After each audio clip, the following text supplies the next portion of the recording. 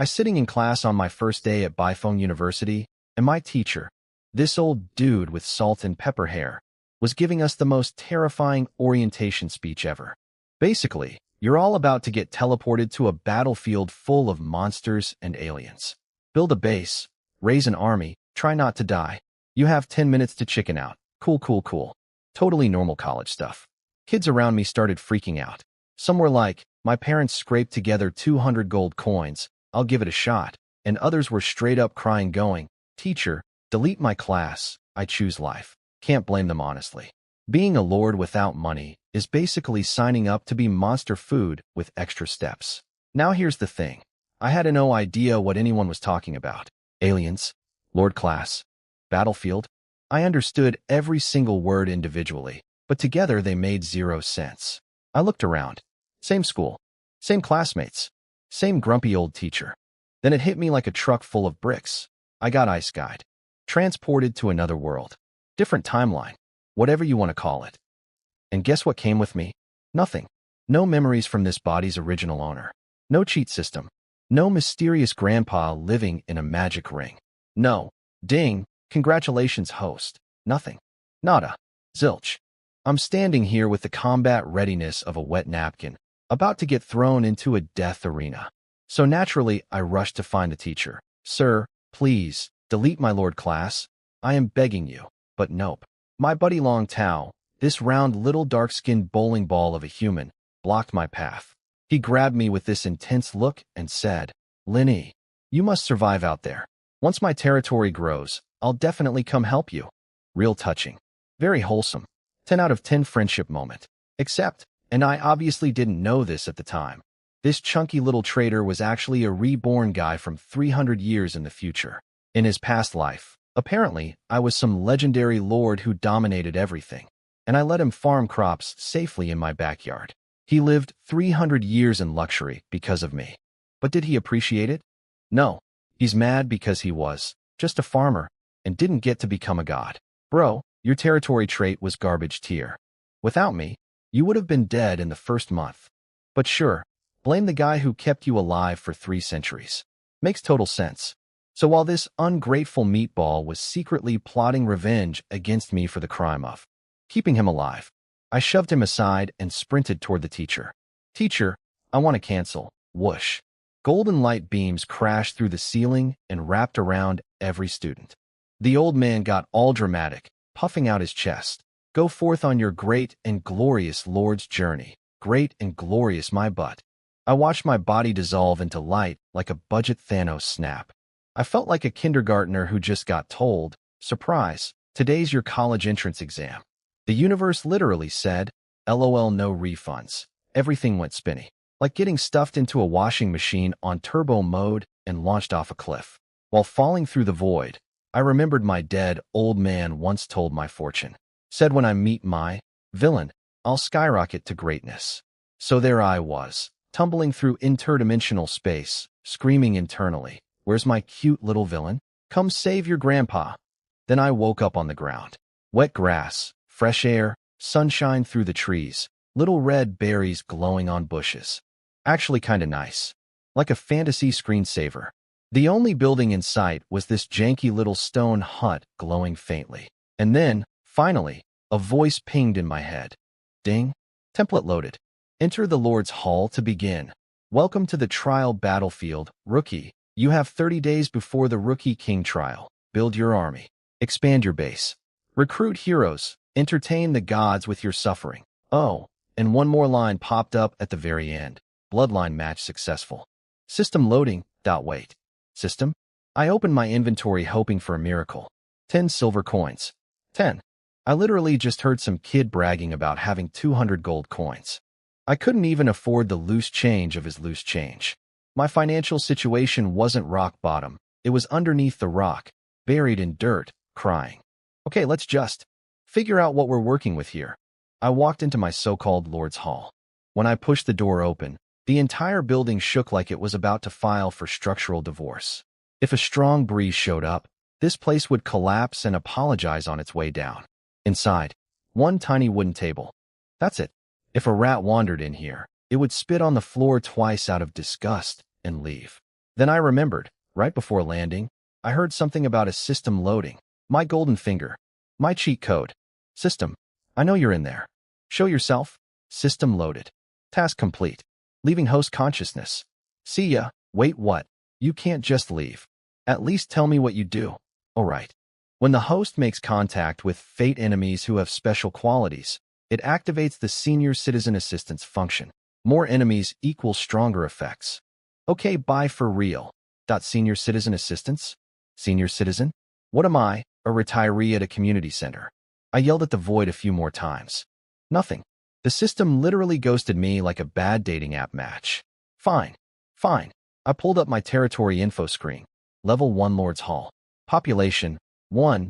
Just me, myself, and my tiers. Army 0. Treasury 10 silver coins. Food storage 0. Buildings none. The upgrade requirements were 30 wood, 20 stone, and 10 silver coins. Hold on. That's actually not that bad. Everyone outside was saying upgrading was nearly impossible, but this looked totally doable. My 10 silver coins could actually cover it. Then I noticed a tiny line at the bottom. Current fate enemies. 1. Effect bonus. 100%. Fate enemies? Who have I offended? I've been alive in this world for like 15 minutes. And what was this bonus even doing? I couldn't feel anything different. I decided to check the world chat channel. Big mistake. Absolute chaos. Help, my territory spawned in a desert. There's nothing for 1,000 miles. LOL, I got an excellent tier trait. 30% resource output. Suck it, peasants. I rolled 20 times and my best was rare. Gonna keep going till I hit legendary. Big spender alert. Sir, do you need a sidekick? I'll be your personal farm boy. Bro, I forgot to bring tools before teleporting. How do I chop wood? You idiot, there are starter tools under the table in your hall. Under the table. I crouched down and looked. Sure enough, 2 chunky tools sitting there. An axe called the 80 axe, rare quality, for chopping wood, doubles as self-defense in emergencies, and apparently works better if you shout 80, 80 while swinging. And a pickaxe called the 80 pick, same deal but for mining. The rich kids on World Chat were calling these trash. Meanwhile, I'm over here treating them like holy relics. From today onwards, I officially hate rich people. Then I remembered, I still had a free trait pull. Every lord gets 1 shot at a random territory trait. This was basically a gacha lottery for my entire future. I opened the trait panel. The room exploded with colorful lights, hundreds of glowing orbs filling every corner. A big shiny draw button appeared floating in the air. I rubbed my hands together. Come on, epic tier. Or excellent, I'm not picky. I pressed it. Every light orb panicked and scattered like startled pigeons. Within seconds, only 10 rainbow-colored orbs remained. Then one of them marched forward like a soldier answering roll call and dove straight into the table. Ding! Congratulations. You have drawn the supreme unique trait. Pure Land, Supreme. What? I knew the trait rankings from World Chat. Inferior, Common, Rare, Excellent, Epic, Legendary. 6 tiers. But Supreme wasn't even on the list. This was above Legendary. This was off the menu entirely. I ripped open the trait description and my jaw nearly unhinged. Everything in my territory gets 300% faster recovery, work speed, training speed, and crop growth. Nobody gets sick. Ever. Everyone lives 50 extra years. Light element beings like high elves and archangels might just wander in and decide to stay. Babies are born in 1/10 the normal time, and they're born talented. My people will never rebel. Assassinations literally cannot happen. And the absolute cherry on top, if any of my heroes die, their souls can float back to my territory and resurrect. Oh, and once I ignite my divine fire, I get to control the power of light itself. Yeah, I'm broke. I've got 10 silver coins, no army, no buildings, and a house that could collapse if I sneeze too hard. But you know what? So what? I've got a supreme trait, baby. The universe finally remembered it owed me one. Meanwhile, somewhere out there, my dear buddy Long Tao was having his own little moment. Not that I knew about it at the time, but let me paint you the picture anyway because it's hilarious. This rotund genius used his 3 chances to pull a territory trait. First pull. Common tier. He nearly had a heart attack because apparently his secret future knowledge told him he should get rare or better if he timed it right. Guess the universe didn't get the memo. Second pull cost him 10 gold coins. 10 gold. And he got. Epic tier. Cue the maniacal villain laughter. He was rolling around his straw hut screaming about how he'd surpass me and make me pay for the humiliation of letting him live comfortably for 300 years. The audacity of this man. Oh, and his starter tools? Moldy garbage. Inferior quality. Because he was too cheap to bring his own. Meanwhile, he's ranting about how the upgrade requirements are disgustingly complicated, with dozens of material units. Dozens. Dozens. My upgrade cost 30 wood and 20 stone. That's it. My Pure Land trait was apparently making everything stupid easy, and I didn't even realize how good I had it yet. But back to me, the actually important character in this story. I stripped down to nothing because chopping trees is sweaty business, grabbed my beautiful rare quality 80 axe, and went absolutely feral on every tree in sight. 80, 80, 80. Yeah, I was shouting the magic words like a lunatic. Don't judge me. The description said it works better with the battle cry, and I'm not about to leave performance on the table when I'm starting from rock bottom. One whole morning later, drenched in sweat and looking like a lumberjack who lost a fight with a forest, I finally gathered all 30 units of wood. Normally this would take way longer, but my Pure Land trait was silently doing its thing. 300% efficiency boost meant I was basically 3 dudes in one body. I sat on a tree stump to catch my breath and noticed something wild.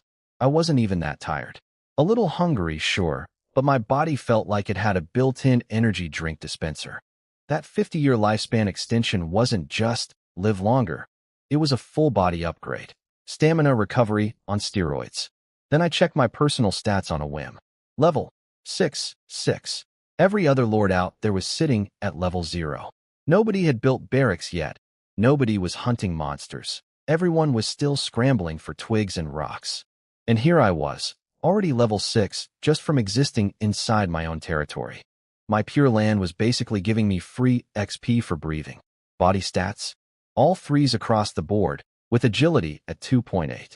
For a guy whose biggest physical achievement before today was opening a pickle jar, this was incredible. Feeling like an absolute champion, I grabbed the 80 pick and marched toward the nearby hills to start mining stone. The chat channel was going absolutely bonkers. Rich kids who spawned in deserts were panic buying materials at insane prices because they couldn't find a single rock. Meanwhile, my territory had hills full of stone and forests full of wood and grassy plains stretching to the horizon. Sucks to be rich in a desert, doesn't it? I muttered, grinning like a villain while swinging my pickaxe. 80. Chunks of rock tumbled downhill with each swing, which was convenient because it meant I didn't have to carry them. Gravity, my first and most loyal employee.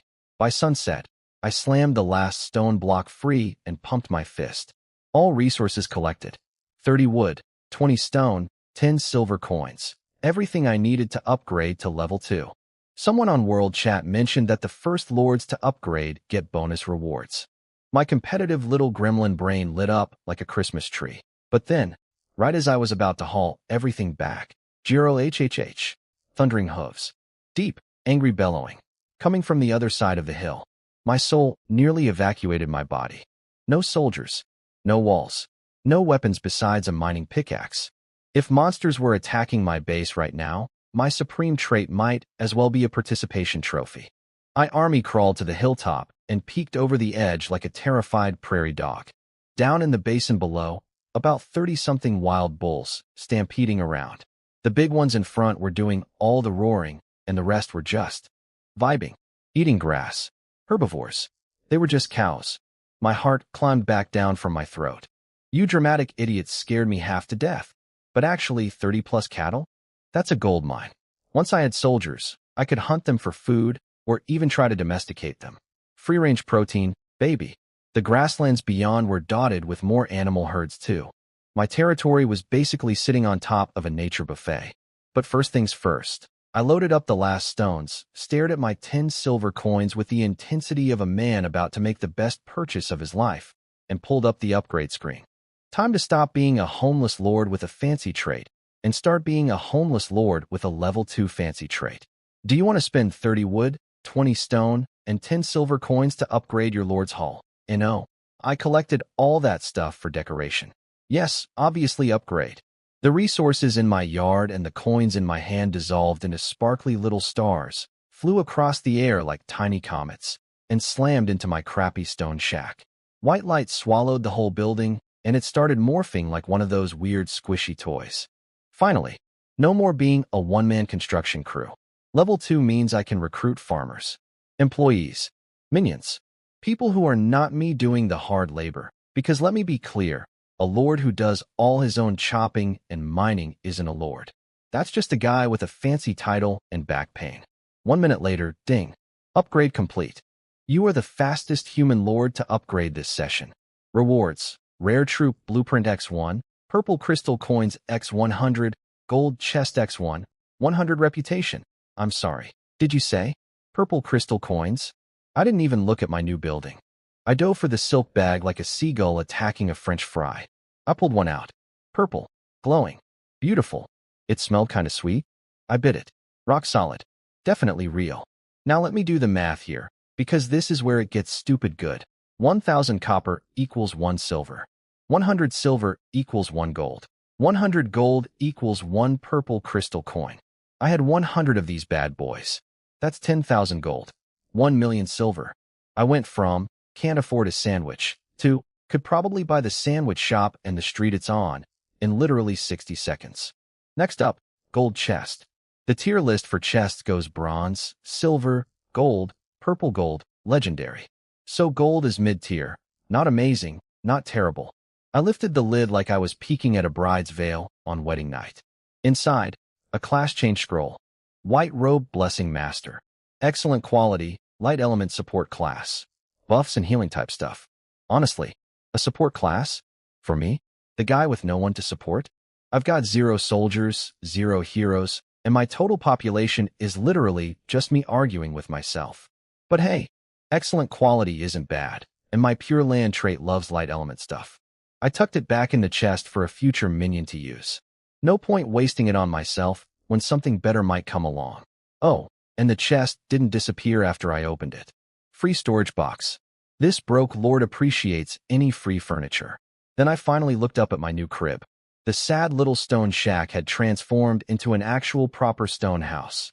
Neatly cut blue-gray stone, sitting pretty among the trees. Even had a separate room now. 1 bedroom, 1 living area. I went from homeless shelter to studio apartment. Moving up in the world, baby.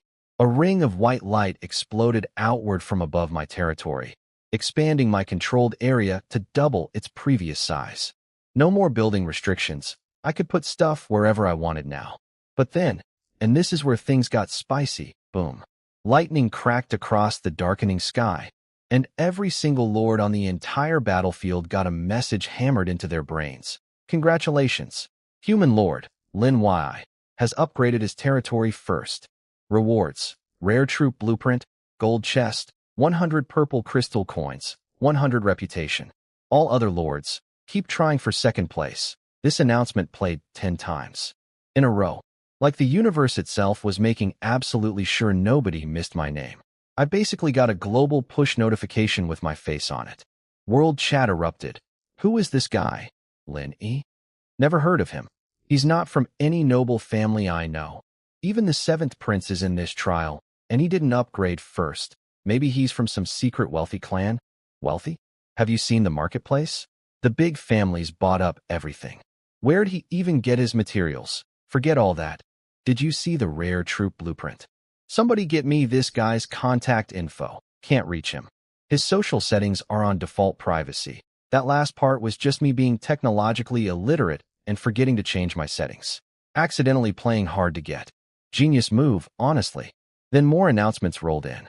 Second place, some dude named Xia Jie, got a silver chest and 50 purple crystals. Third, Zhou Yi, silver chest, 10 crystals. Fourth place, my boy Long Tao, got a bronze chest and 50 gold coins. 50 gold coins. I got 100 purple crystal coins. That's equivalent to 10 million gold. He got 50 gold. The gap between first and fourth wasn't a gap. It was the Grand Canyon filled with my laughter. So apparently my name getting blasted across the sky 10 times was kind of a big deal. Who knew? Meanwhile, Long Tao, my precious round friend, was having a full emotional breakdown over my success. He messaged me through the friend list. Bro, was that you who got first place? I wrote back immediately because I'm a generous, kind-hearted guy. Yep. Don't worry, little buddy. With our friendship, I'd never forget you. If things aren't going great for you, come help me farm. I'll make sure you live like a king. I meant every word. Wholesome friendship energy. Totally sincere. What I didn't know was that on the other end, this ungrateful meatball was turning purple with rage, convinced I was somehow mocking him. He's doing it again. He wants to trap me as his farmer. This is humiliation, bro. I was offering you a retirement plan. With benefits. But sure, interpret kindness as a war crime. Classic Long Tao. He'd also apparently pledged loyalty to the 7th prince already and scored 10,000 purple crystal coins just by showing off his epic trait and promising to be a good little soldier. So financially, the chubby backstabber was doing fine. But what was eating him alive was my 100 reputation points, because reputation is the real currency. You need it to recruit heroes, upgrade special buildings, do diplomacy. Basically everything important. Having a 100-point head start was like getting a 50-meter lead in a 100-meter race. And the rare troop blueprint? That thing was apparently worth more than everything else combined. Normal soldiers need years of training and expensive materials to get strong. But a rare tier barracks? You shove a farmer in one end, and a battle-ready warrior pops out the other. It's like a military microwave. In a newbie trial where everyone's scrambling with peasants and pitchforks, having rare-tier soldiers is basically bringing a tank to a pillow fight. But enough about Captain Conspiracy Theory. Let's talk about MY problems. I opened my recruitment panel, expecting cheap, affordable peasant workers. You know, they cost a few copper coins, type. What I got? Wang Qiuer, 8 purple crystal coins. Wang Qianqian, 8 purple crystal coins. Wang Taizhu, 300 gold coins. Wang Fugui, 20 purple crystal coins. Wang Dazhuang, 100 gold coins. Excuse me? Purple crystal coins? For villagers? I literally just got my 100 purple crystals and felt rich for the first time in my life. And now these 5 random peasants wanted to rob me of half of it? Normal lords were recruiting nameless nobodies for like 20 copper coins each. Meanwhile, my recruitment panel was serving me named characters with luxury price tags. Is this fair? I screamed at the sky. I just became a millionaire for 5 minutes, and you're already taking it back? Deep breath. Fine. Fine. They have names. Named villagers in a world where everyone else gets 1578 and 7921 probably means they're special. Like, main character entourage special. I didn't survive teleportation, strip mine a hillside, and speedrun the first upgrade just to cheap out now. Take my money, you beautiful expensive peasants. Ding. Wang Qiuer recruited. Ding. Wang Dazhuang recruited. Ding. Wang Taizhu recruited. Ding. Wang Fugui recruited. Ding. Wang Qianqian recruited. 37 purple crystals and a chunk of gold, gone. Poof. My wallet went from Dragon's Hoard to college student after rent in 3 seconds flat. While waiting for my very expensive villagers to show up, ETA, 1 minute. I checked my upgrade requirements for level 3 and almost choked. 150 wood, 100 stone, 5 iron, or 50 gold, and something called a magic core. The numbers had jumped several times over from level 2. But, and this is the important part, Long Tao's level 3 requirements were 1,200 wood, 800 stone, 60 iron ore, and 10 magic cores. 10. His numbers were absolutely psychotic compared to mine. My Pure Land trait was secretly making everything cheaper this whole time. I was basically playing the game on easy mode and didn't even fully appreciate it. I also noticed a message from Long Tao in my inbox and chuckled. Can't hide from fame, I guess. I figured he was probably struggling and could use a hand eventually. We're brothers, after all. I'd look out for him. Then, white beams of light flashed inside my stone house. 5 people materialized out of thin air, dropped to their knees, and said in unison, "Your humble servants, Wang Fugui, Wang Qiuer, Wang Dazhuang, Wang Taizhu, and Wang Qianqian. Greet the Lord." I crossed my arms and looked at them with the smug energy of a man who just went broke buying premium NPCs. All right, team, you better be worth it. All right, stand up. Let me see what 40 purple crystal coins buys these days. The 5 of them were kneeling in a row like I was some ancient emperor. Which, okay, Technically I am their lord, but still, I paid premium prices for these people. They'd better not be regular peasants with a fancy name tag. The first to stand was this white-haired old grandpa with a warm smile. My lord, I am Wang Fugui, and I've brought my family to serve you. He started the introductions like a proud dad at career day. This is my eldest daughter, Wang Taizhu, born with superhuman strength, great at heavy labor. I looked at Wang Taizhu. She was nearly 2 meters tall, muscles like steel cables wrapped around a tank. Daughter was the word he used. Daughter. This woman could bench press my entire stone house. This is my youngest, Wang Qianqian. Sharp hearing, incredible speed. She can catch sparrows right off the branches. A tiny girl with bun-shaped pigtails, bouncing around like a hyperactive squirrel. Sure, why not? This is my second child, Wang Dazhuang. Tough skin, very hard to hurt. A thick-necked dude who looked like he was made out of bricks. Walking punching bag. Got it. And finally, my third child, Chioer. He gestured toward a handsome young man and a beautiful, elegant woman. Hold on. I've been sensing a pattern here. Big sister has super strength. Little sister has super speed. The brother is indestructible. This was literally the Gord Brothers cartoon. So I couldn't help myself. Let me guess. She can spray water. Wang Chioer's face turned bright red. Maybe a little bit, she whispered. But I'm actually better at diplomacy, personnel management, and I can read and write. Oh, cool. Never mind then. Though honestly, if we're going by Gord Brothers' order, the water one should be number 5, not number 3. 0 points for accuracy, old man. Then I pulled up everyone's stat screens, and my jaw hit the floor. Wang Fugui, the grandpa, level 6. Talent called, respected elder. When he's alive, all the younger workers become 150% more willing to do overtime. This man is a walking HR department. Wang Taizhu, the absolute unit, level 19. That's second tier. Her talent, divine strength, gives 10 to all stats and up to 100% bonus strength when she gets emotional. She's basically the Hulk in a dress. Wang Dazhuang, the brick wall, level 10, peak first tier.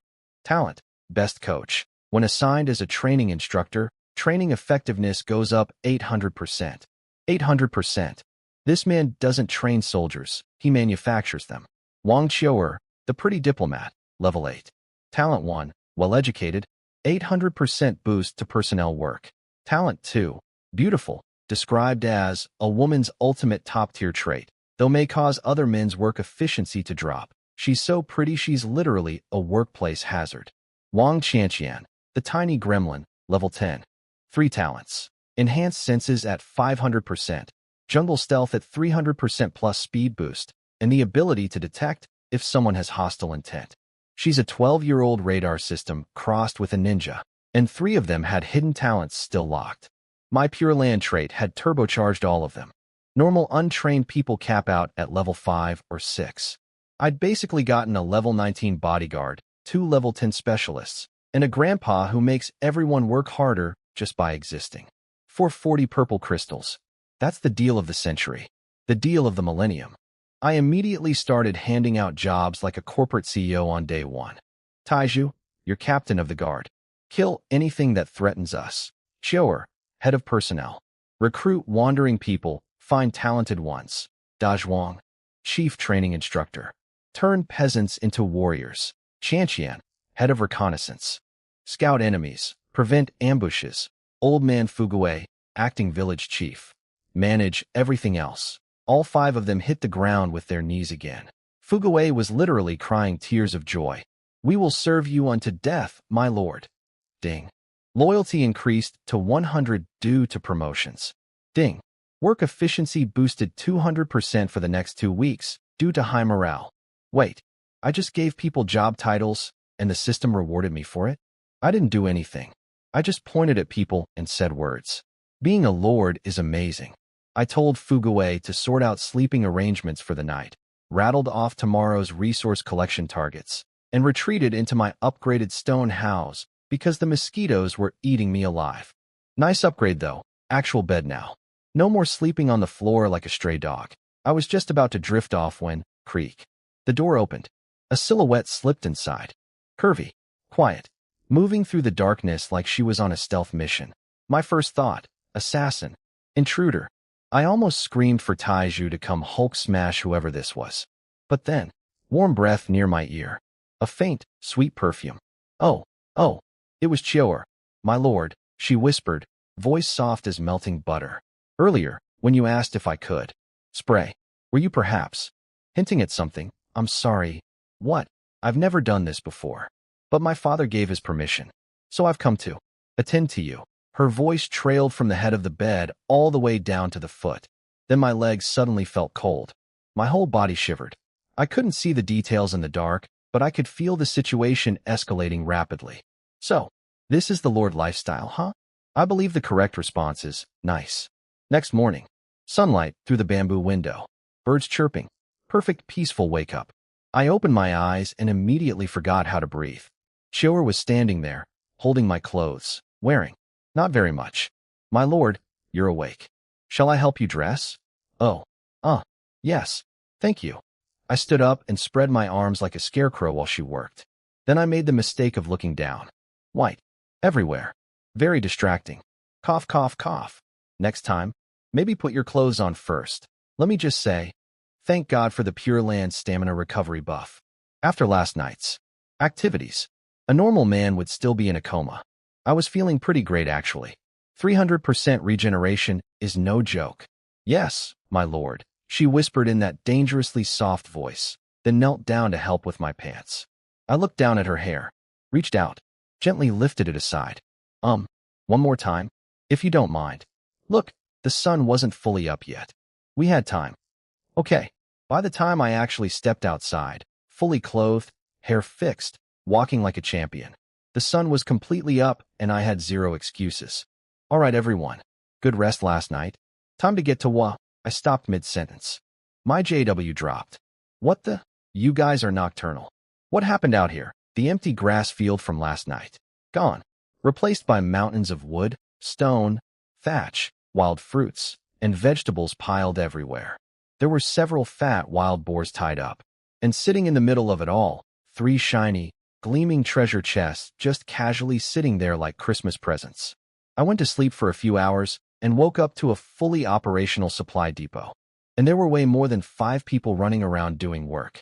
Old man Fugue came scrambling over and immediately dropped to his knees, shaking like a leaf. My lord, please forgive me. Last night at midnight, I used your treasury to recruit 20 more villagers without permission. They couldn't sleep because there were no beds, so I made them work through the night.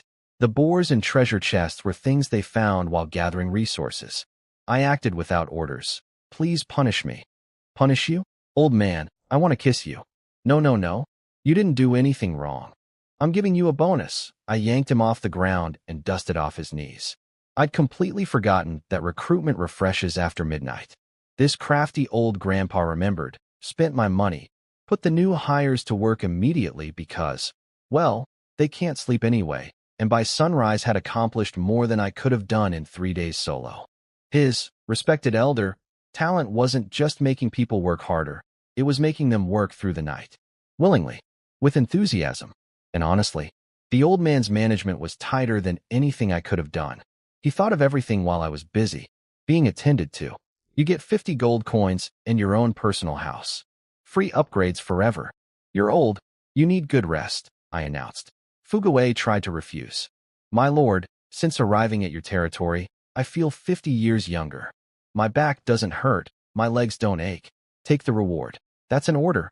Pure Land strikes again. Even the geriatric villagers were getting the youth restoration package. I cracked my knuckles and opened the building blueprints. Time to give these people some roofs. The system worked like an old-school RTS game. Select blueprint, point where you want it, confirm, and poof. Materials dissolved into sparkly light, a white fog appeared, and 30 seconds later, brand new thatch cottage. 3 wood, 5 thatch, 1 stone. That's all it cost me. Fugue nearly fell over. My lord, such little material for a whole house. This is far more efficient than building by hand. Yeah, I know. Physics left the chat a long time ago, old man. We're in Magic Land now. Just roll with it. While I was speed building houses like a fantasy SimCity player, Fugue went back to managing the workforce. And by managing, I mean screaming. Huang. I told you to trim the logs before dragging them back. Why'd you bring the whole tree again? Shao Hua. I said gather food, not herbs. Since coming to the Lord's territory, my back pain is gone. What do I need medicine for? And wait, I asked that poison. Half of this basket is poison plants. You fat kid. Stop eating the supplies and go mine stone. I watched this chaos unfold while building cottages and pulled up the new villager stat screens out of curiosity. Oof. These midnight recruits were not great. Low levels. No special talents. Generic names. Basically NPCs in the truest sense. The gap between them and the Wong family was enormous. Seems like only the first batch of recruits gets the premium named characters. Everything after that is bargain bin nobodies. Still useful as manual labor though. Bodies are bodies. Meanwhile, out in the wider world, other lords were having a much worse time. There was this one fancy rich kid named Lu Hao who caught my attention on the world chat. Apparently his nameless, numbered villagers were so brain dead that when they found a silver chest while chopping wood, they walked all the way back to ask him, "Sir, there's a box over there. Should we pick it up?" By the time he sent them back, another lord's villagers had already swiped it. The poor guy wanted to slap his villagers so bad, but the system warned him their loyalty was dropping just from him yelling. So he couldn't even scream at them without risking a rebellion.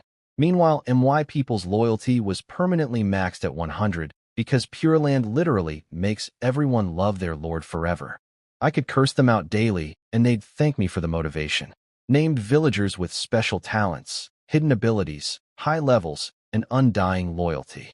Versus numbered drones who can't think for themselves and get offended when you raise your voice.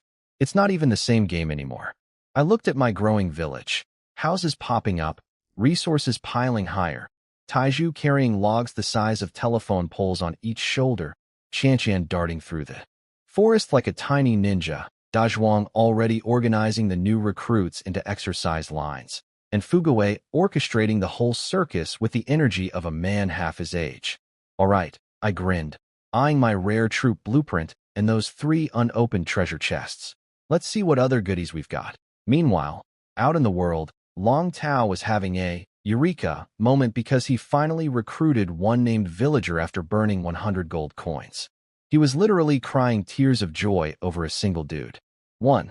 I had 5 premium villagers on day 1, 3 of them with hidden talents. But sure buddy, celebrate your one guy. You earned it. He was also busy theorizing about how I could have possibly upgraded first. His conclusion? He must have found a resource chest. That's the only explanation, because in his little reborn brain, everyone needs hundreds of units of materials to upgrade. So there's no way I just chopped 30 trees and mined 20 rocks like a normal person. Bro, my upgrade literally cost less than your grocery list, but you'd never believe that because you don't know about Pure Land. Stay confused, meatball. Oh, and he was borrowing more purple crystals from the 7th prince like a medieval payday loan addict. His plan for paying it back? The empire's gonna collapse soon anyway, so who cares about IOUs? Financial responsibility, 0. Backstabbing energy, maximum. But back to me. I stepped back and admired what I'd built in one morning. My territory went from sad empty field with 1 house to an actual functioning village. 30 thatched cottages arranged in a neat ring around my lord's hall. For warehouses stuffed to bursting with resources. 2 lumber yards, 2 quarries, a crafting workshop. Everyone had proper tools now. It was small, but it was alive. I felt like a kid who just finished building the sickest Lego set of all time. Except it was real, and people lived in it. And one of them could bench press a horse. Next step, barracks. Need soldiers. But I don't have iron ore. I went back inside and unrolled that rare troop blueprint I'd been saving. Red Tassel Spearmen. Converts villagers directly into level 15 soldiers with automatic combat skills. Costs: 2 beast hides, 1 hardwood, 2 iron ore, 3 gold coins per unit. 1 hour conversion time. Single-use blueprint. Once applied to a barracks, that's where it lives forever. Level 15. Second-tier warriors. Instant. No training montage needed. Just shove a farmer in, wait an hour, and out walks a battle-hardened spearman who could probably fight a bear. This was basically a soldier vending machine. Only problem, iron ore. I had exactly none. I was about to go on the trading channel, and try to buy some when my eyes drifted down to my feet. 3 treasure chests. The ones my villagers dragged home last night while I was busy with Chior. A random resource chest. A choose your resource chest. And a special chest. Oh, you beautiful boxes. Come to Papa. Crack. Crack. Crack. Random chest. 150 silver or 400 wood, 450 stone. Jackpot of basic materials. Choose your resource chest. I picked iron ore, obviously.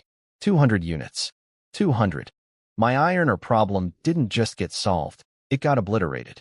Special chest. 10 reputation points. Nice. And a rare quality, fertile field, blueprint. Crop growth 30%, yield 50%. Future food supply, secured. Well, secured in theory. The fertile field required magic core powder and magic-infused soil to build, which I'd never even seen before. But hey, at least I had the blueprint for when I eventually figured out what magical dirt looks like. Being a lord really is hard, I muttered. Even with a supreme trait, I'm struggling with materials. Other lords must be absolutely suffering. A moment of sympathy. Very brief. Then I moved on. Priority 1. Build that barracks. I picked the south side of my territory, right against the low hills. The hills weren't exactly a fortress wall, only about 10 meters high, but they'd slow down cavalry charges way better than the wide-open plains to the east and north. Strategic genius? Maybe. Common sense? Definitely. Materials consumed. White fog appeared, and 30 seconds later, a 100-square-meter military building rose from the ground, covered in intimidating war markings. I checked the default troop options. Level 3 militia with wooden spears, garbage. Level 5 archers, slightly less garbage. Nothing exciting. Then I slapped that rare troop blueprint onto the barracks. The paper dissolved into golden light and absorbed straight into the building. I opened the panel again, and there it was, shining like a neon sign. Red Tassel Spearman. Available for conversion. Level 15. Second tier. Combat ready on arrival. A grin spread across my face, so wide it probably looked unhinged. I turned around, cupped my hands, and bellowed across the village. Old man Fuguwe. Assemble everyone. Time to turn some farmers into killers. Esteemed and merciful lord. All personnel assembled as ordered. Old man Fuguwe stood at the front like a military commander, and behind him, 2 neat rows of villagers, chests out, back straight. Looking sharp, people. Looking sharp. But here's the thing that blew my mind. When I first met Fuguwe yesterday, this man looked like he had one foot in the grave and the other on a banana peel. Hunched over, white hair, wrinkly everything. Now, one night in my Pure Land territory, and his white hair had turned black. He went from senior citizen to middle-aged guy who does CrossFit. If I ever marketed this place as a retirement spa, I'd have a line of old people stretching around the continent. Ahem. Taiju, sweetie, could you crouch down a bit? Your chest armor is reflecting sunlight into my eyes. The 2-meter-tall mountain woman was literally blinding me. Being a lord has unexpected hazards. Old man Fuguwe, barracks is built. Send everyone except your 4 kids in for conversion to Red Tassel Spearmen. Our defense is basically tissue paper right now. Fuguwe nodded seriously. My lord, little Chanshan just reported something urgent. Beyond the southern hills, there are herds of wild beasts. The western forest has packs of strange creatures. And 10 kilometers east, she found an entire mountain range hidden behind magical fog. Full of monsters. I'm sorry, what? A monster mountain range? 10 kilometers from my front door? That's like finding out you live next to a volcano that nobody mentioned during the house tour. Convert them now. Immediately. Go, go, go. First volunteer. A Huang, the skinny punk kid. He walked into the barracks, and the building started glowing. Creepy war runes pulsing across the walls like the whole thing was breathing. Very metal. Very scary. My lord, I brought you some nuts while we wait. Shower appeared at my side smelling like flowers, carrying a wooden bowl full of sunflower seeds. You guys found snacks? In this wilderness? I plopped down in a chair, grabbed a fistful of seeds, and settled in. Now all I need is a cold soda, and this would literally be the dream. 1 hour of seed cracking later. The barracks door slammed open. A hand wearing a leather bracer shoved it aside. Out stepped A Huang. Except it wasn't A Huang anymore. This dude was wearing brand new hardened leather armor, gripping a razor-sharp red-tasseled spear, and his eyes had the intensity of a man who'd seen some things. He dropped to one knee. "My lord, 25 years of illusory combat training. Huang has returned. I will lay down my life for you. Through mountains of blades and seas of fire, I will not hesitate." 25 years? He was in there for 1 hour but experienced 25 years of virtual combat training? That's like the hyperbolic time chamber from Dragon Ball Z, except it's a medieval shed. I pulled up his stats and nearly choked on a sunflower seed. Level 17. Not 15, 17. Pure Land boosted him 2 extra levels just for existing in my territory. Stats: Constitution 12, Strength 12, Agility 11, Spirit 5. 3 preloaded combat skills covering offense, defense, and support. This single soldier was stronger than literally every lord on the entire battlefield right now. Nobody in World Chat was even discussing troops yet. Nobody had shown stats above level 10. And I just casually manufactured a level 17 elite warrior out of a skinny kid named Yellow Dog. Old man. Next 3 days, every villager we recruit goes straight into this barracks. And no exceptions. Then I checked World Chat, where things were getting desperate. Selling fresh deer meat. 20 pounds. Trade for building materials. Bro, how do you have more meat already? Is your spawn point a zoo? Help. Just spent everything upgrading to level 2, but I can't feed my villagers. They're looking at me like I'm a roasted chicken with no clothes on. Elaborate on that metaphor, please. According to the textbooks, food shortage lasts about 2 weeks until some lords build armies and start mass hunting. Food shortage, huh? I looked south toward those hills full of wild cattle and beasts. I had a barracks pumping out level 17 killing machines. Everyone else was starving. If I hunted those herds and sold the meat. KHing. 1 soldier per hour. Let's hit 50 before we go hunting. I turned to the crowd of villagers watching Huang like he was a celebrity. All right, folks. Military recruitment is open. Who wants to go next? Every single person, men, women, young, old, went nuts. Me? Pick me, my lord. My arms are huge. I'm built for combat. I'm a woman, but I'll fight. Just say the word. If spearman slots are full, I'll take archer. Anything. Pure Lands. Everyone loves their lord. Effect was hitting different. These people were fighting each other for the privilege of going to war for me. Most lords out there couldn't even yell at their villagers without triggering a loyalty crisis, and mine were begging to be turned into soldiers. Meanwhile, Long Tao found 2 hidden treasure chests using his future knowledge and got a troop blueprint of his own. A short axe infantry blueprint, common quality, level 9 soldiers. He was celebrating like he'd won the lottery. Level 9. My guys were level 17. His soldiers cost 12 beast hides, 5 hardwood, 10 iron ore, and took 5 hours each to convert. Mine cost 2 hides, 1 hardwood, 2 iron ore, and took 1 hour. His were weaker and more expensive and slower to produce. In every measurable way, his victory was my Monday morning warm-up. But the funniest part? He was convinced that I couldn't afford to maintain my soldiers because he knew my financial situation from the past life. Buddy, pal, friend, you knew the old me. The me without Pure Land. The me without 100 purple crystal coins. The me who didn't speedrun first place and get showered with rewards. You're bringing a calculator to a knife fight, and the calculator is broken. So Long Tao, bless his scheming little heart, was out there convinced he was about to corner the food market with his level 9 axe infantry. 4 days to build a squad, he figured. Then he'd go hunt some beasts, sell the meat, rake in reputation points, and leave me eating his dust. Then the sky broke. A system-wide announcement from the gods themselves dropped like a nuclear bomb. Due to mysterious void energy, most normal wildlife across the battlefield has died. This will significantly impact the Lord competition. The gods are merciful, so here's your heads up. Good luck surviving. Merciful, sure. Real generous of you to announce the apocalypse after it happened. World Chat went into full panic mode. Biro. Normal animals were our only food source. Farmland blueprints take a month to produce crops. Historical records say the last time this happened, 80% of lords died. We can't fight magical beasts with our garbage starter troops. We're done. That guy selling deer meat earlier. You still there? Name your price. I'll pay anything. Meanwhile, I was standing on my hilltop, looking down at the valley below where herds of beasts were just casually grazing, alive, healthy, vibing. The announcement said most areas lost their wildlife.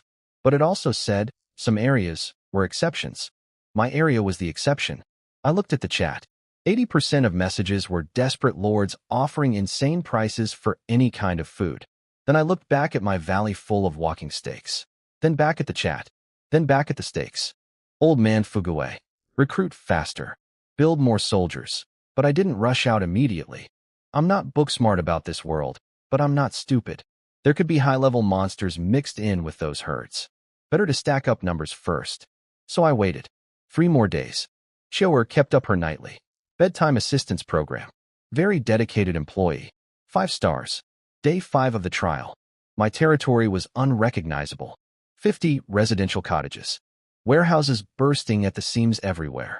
And assembled in the central plaza, standing in perfect formation, 70 red tassel spearmen.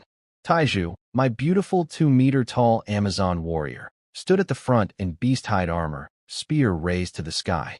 Soldiers, today the Lord sees what you're made of. This hunt, do you have confidence? Yes. Can you deliver a perfect result? Yes. 70 voices screaming in unison, shaking the trees. These guys had been sitting around for days like caged tigers. They were hungry for action, literally and figuratively. I stood on my little wooden platform, nodded approvingly, and waved my hand. Full army, move out.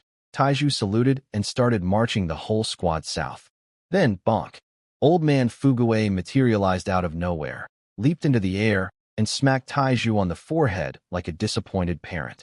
You muscle-brain child. The Lord ordered everyone out because he's worried about casualties.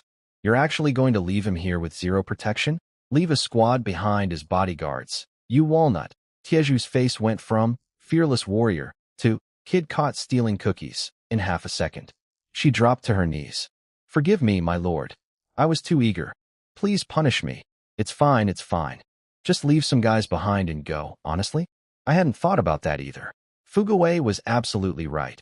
If something attacked while the army was away, I'd be standing here with nothing but a pickaxe and my charming personality.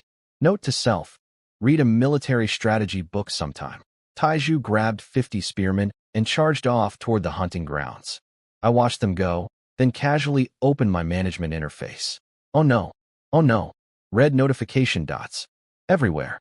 Political affairs, 99 messages. Intelligence reports, 58 messages. Diplomacy, 3 messages. Finance, 4 messages. It's been 3 days. How is there this much? Then it hit me. What had I been doing for 3 days? Building houses for maybe an hour each morning, and then spending the rest of my time with Chioer. A chill ran down my spine. Oh God.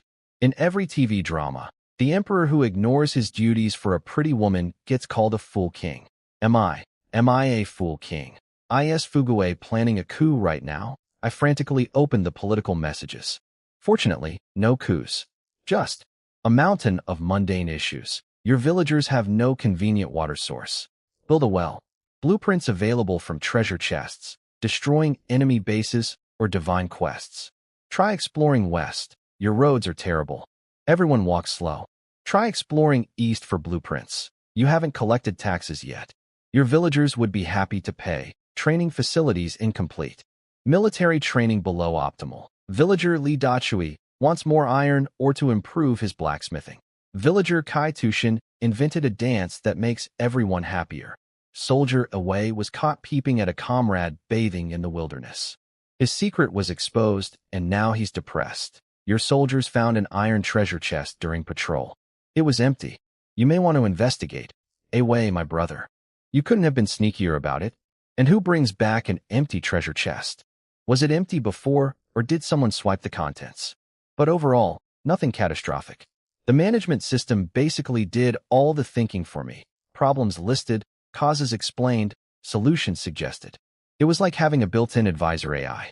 I genuinely couldn't understand why other lords found this job hard. Then I checked the intelligence reports. Mostly resource locations, beast sighting coordinates, material deposits. Useful but routine. Except one report from Little Chanchian, my 12-year-old ninja scout. Villager Wang Chanchian discovered large-scale human activity 30 kilometers to the west. Human. Activity. Large scale. 30 kilometers west. Other lords. Had to be. And large scale meant it wasn't just one lonely guy crying in a shack. This was a cluster. Multiple territories, probably. Neighbors. Either future allies or future problems. Other lords nearby? Not surprising. We're all crammed into the same regional zone. I jotted down the coordinates in my mental notebook. Never know when you'll need a neighbor. For borrowing sugar. Or conquering. Then I checked the finance module, half hoping old man Fugue's hidden talent was secretly makes money appear from nowhere. Your treasury is critically low. Please replenish immediately. Your treasury is critically low. Please replenish immediately. Your treasury is critically low. Please. Yeah, okay, I get it. We're broke. Message received. Moving on. Everything rode on today's hunt. And oh boy, did Taiju deliver. My girl took 50 spearmen into the southern basin and went full Genghis Khan on every beast that breathed. Those red tassel spearmen hit like a freight train. A herd of 30 black boar beasts. Nasty, bristly, terrifying creatures that would make normal lords wet themselves. Charged straight at my soldiers in formation. Taiju screamed, "Break formation thrust," and 50 spears shot forward simultaneously. Blood everywhere. The entire herd dropped dead before they could even squeal. It was like watching bowling pins get hit by a missile. Not a single boar survived. Not one. They spent the rest of the day sweeping through the valley like a cleaning crew from hell. Every dangerous beast that had been terrorizing the plains. Shish kebab. Even some of the actual magical beasts saw what was happening and quietly hid behind rocks. Like, nope, not today. Those humans are crazy. By evening, Taiju marched back to the territory entrance where I'd been waiting like a kid on Christmas morning. She knelt down, exhausted but proud. My lord. Mission complete. Over 100 beasts killed. Approximately 30,000 pounds of meat, transported in batches. Also found a bronze treasure chest. 30,000 pounds. 50 soldiers carried 30,000 pounds of dead animals back home. The long march, skill giving them 100% carrying capacity, was doing work. These guys were basically human forklifts with spears. Get up. You all did amazing. I pulled Taiju to her feet. Pick the fattest beasts, butcher them, throw them on the fire. Everyone eats tonight. Bonuses for all hunters. The soldiers went absolutely feral with excitement. They sprinted to the plaza, stacked the meat mountain in the center, lit the fires, and soon the entire territory smelled like the world's greatest barbecue restaurant. Oil dripping, meat sizzling, soldiers cheering. This was the Lord life I signed up for. But then reality poked me in the ribs. No freezer, no refrigeration, 30,000 pounds of meat, and no way to store most of it long term. If it spoiled, I'd lose a fortune. I did some quick math. 70 soldiers eating 10 pounds each per day meant I needed about 10,000 pounds in reserve. The other 20,000 needed to be sold immediately, before it turned into 20,000 pounds of garbage. I opened the trading channel and world chat to check meat prices. And that's when I saw a very familiar name making waves. Long Tao. My round little buddy had apparently gone hunting too. His 20 short-axe infantry and a dozen archers managed to kill enough beasts for 2,000 pounds of meat. He lost 8 archers in the process. Actual casualties, dead soldiers, and his lieutenant was shaking with trauma reporting the losses. Long Tao's reaction to his men dying? Whatever. Recruit more tomorrow, I see. Cold. This man had the emotional depth of a puddle. But here's where it got funny. He posted his meat on the world chat like he was the king of commerce. Dragon Tao, massive beast meat sale. Great prices. Limited time only. World chat lost it. People swarmed his listing. 100 pounds sold out in 2 seconds flat. Everyone was shocked that someone already had beast hunting capability this early. Then one smart guy dropped a knowledge bomb.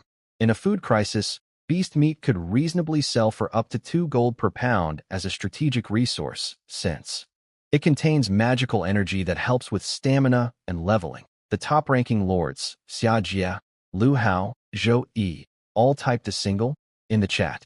Because Long Tao had just sold 100 pounds at 20 silver per pound as a promotional price, when the real market value was potentially 200 silver or more. He basically gave away a small fortune to look generous. And his limited stock was only 1,900 pounds more. Meanwhile, I was sitting on 20,000 pounds of unsold meat, watching this clown set the market price embarrassingly low and thinking, buddy, thank you for the free advertising. Now let me show everyone what real inventory looks like. I was watching Long Tao's little show on World Chat like it was reality TV. First, he gave away 100 pounds at a dirt cheap promotional price. Smart move, get people talking. Then he dropped this big dramatic speech about how we must unite as one empire, and I, Dragon Tao, shall sacrifice for our people, real patriotic stuff. Very inspirational. Made me want to salute. Then he listed 1,500 pounds of beast meat at 1 gold per pound, with a 3-pound purchase limit so everyone gets a fair share. The chat was eating it up. People calling him a hero, a pioneer, a beacon of hope in dark times. And I'm sitting here on top of 20,000 pounds of higher quality meat thinking, you know what? Thanks for warming up the crowd, buddy. See, Long Tao was selling level 5 beast meat. Bargain bin stuff. Entry-level monster flesh. My soldiers had been slaughtering level 8 and 9 beasts all day. The premium grade, packed with way more magical energy. His meat was a happy meal. Mine was Wagyu steak. And the best part?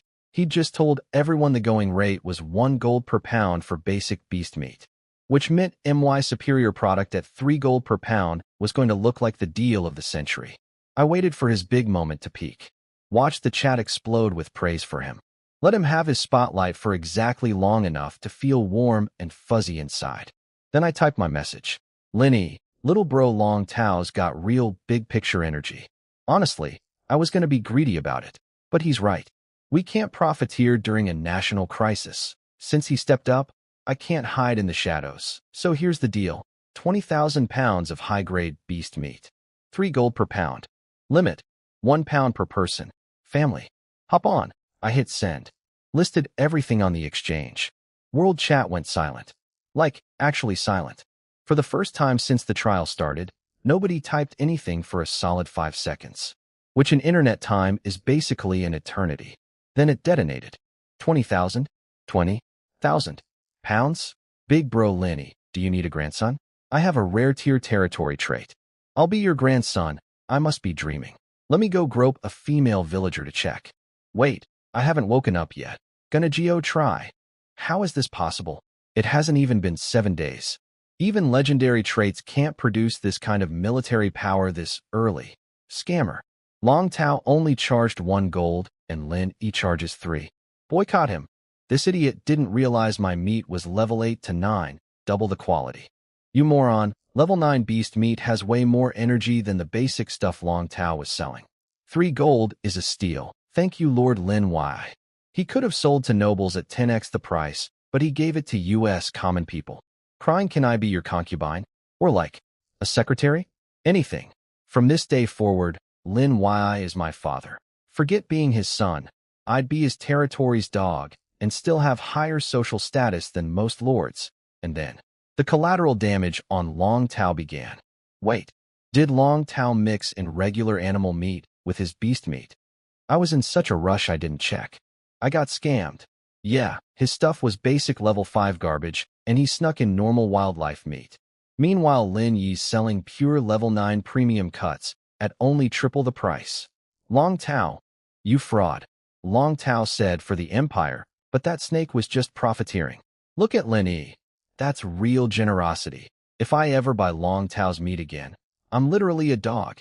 Every single compliment people had just given Long Tao got reversed, flipped upside down, and thrown back at his face like a cream pie.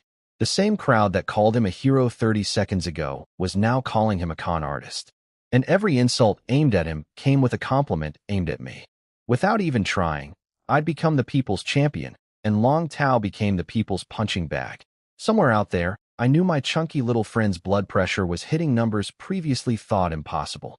He'd set up this whole elaborate scheme to farm reputation points through commerce, rallied the masses with patriotic speeches, carefully managed his pricing strategy.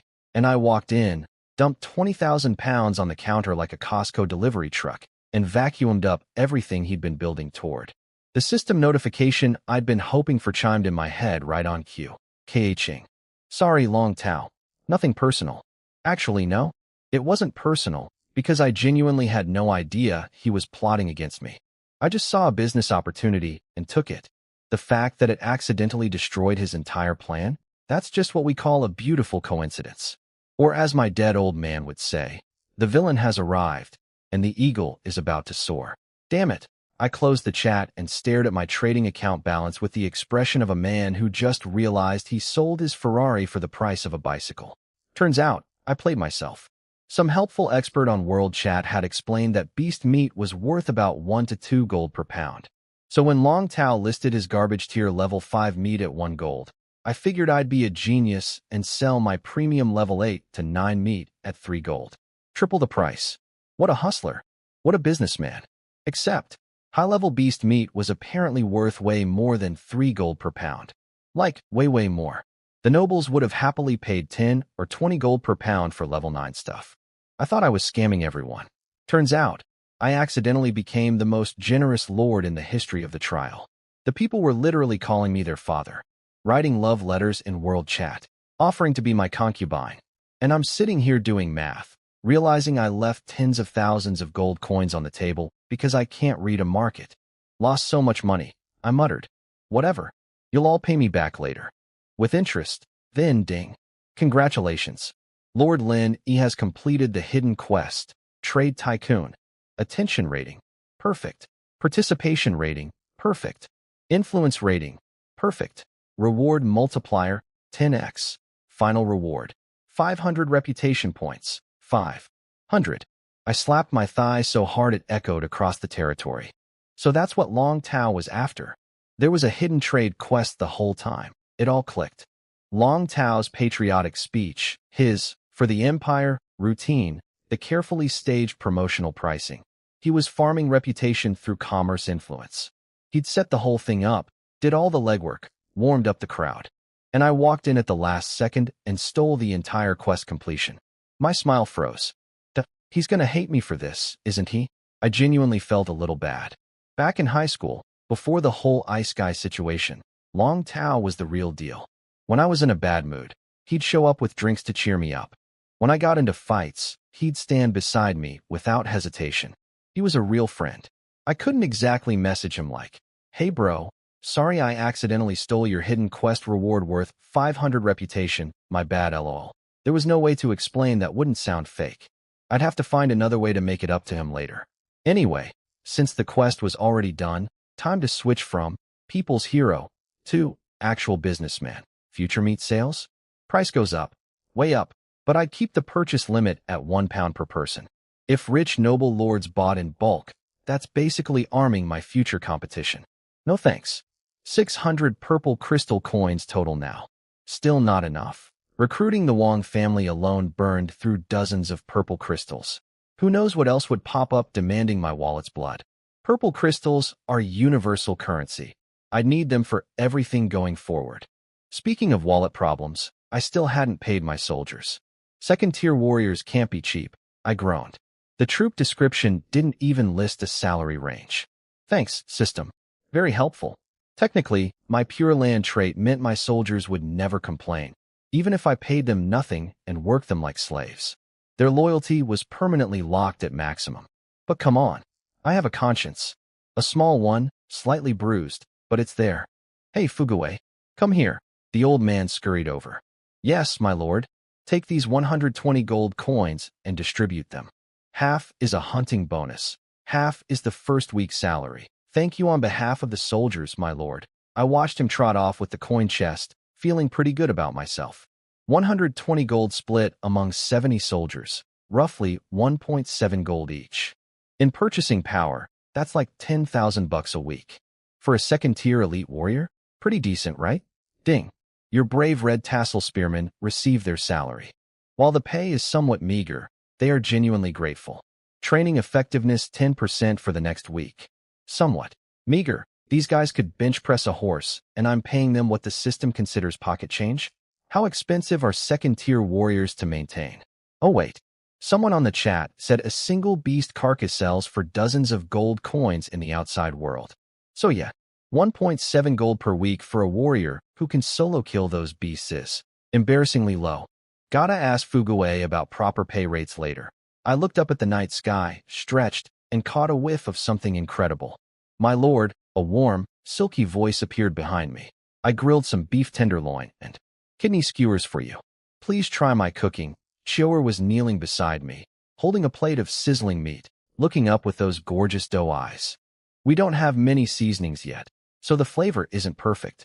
Please forgive me. No, no, no. I leaned in close, brushed the hair from her neck, and inhaled.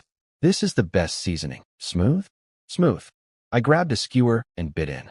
And holy mother of, an explosion of pure power burst from the meat, flooding through my veins, rushing into every muscle and bone like liquid lightning.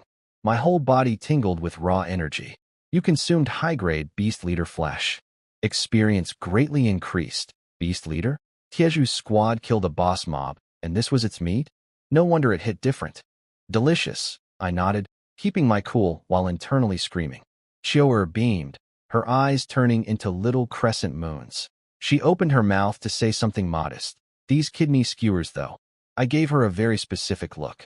Without your assistance, I don't think my body could handle all this energy tonight. Her face went nuclear red, all the way down her neck. She whispered something so quiet it barely existed. Your servant is at your disposal. I scooped her up in my arms like a conquering king.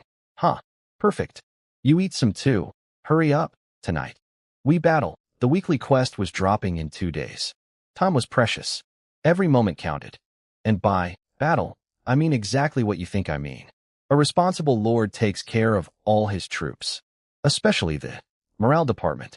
While I was busy with nighttime cardio, some very important people were losing sleep over me.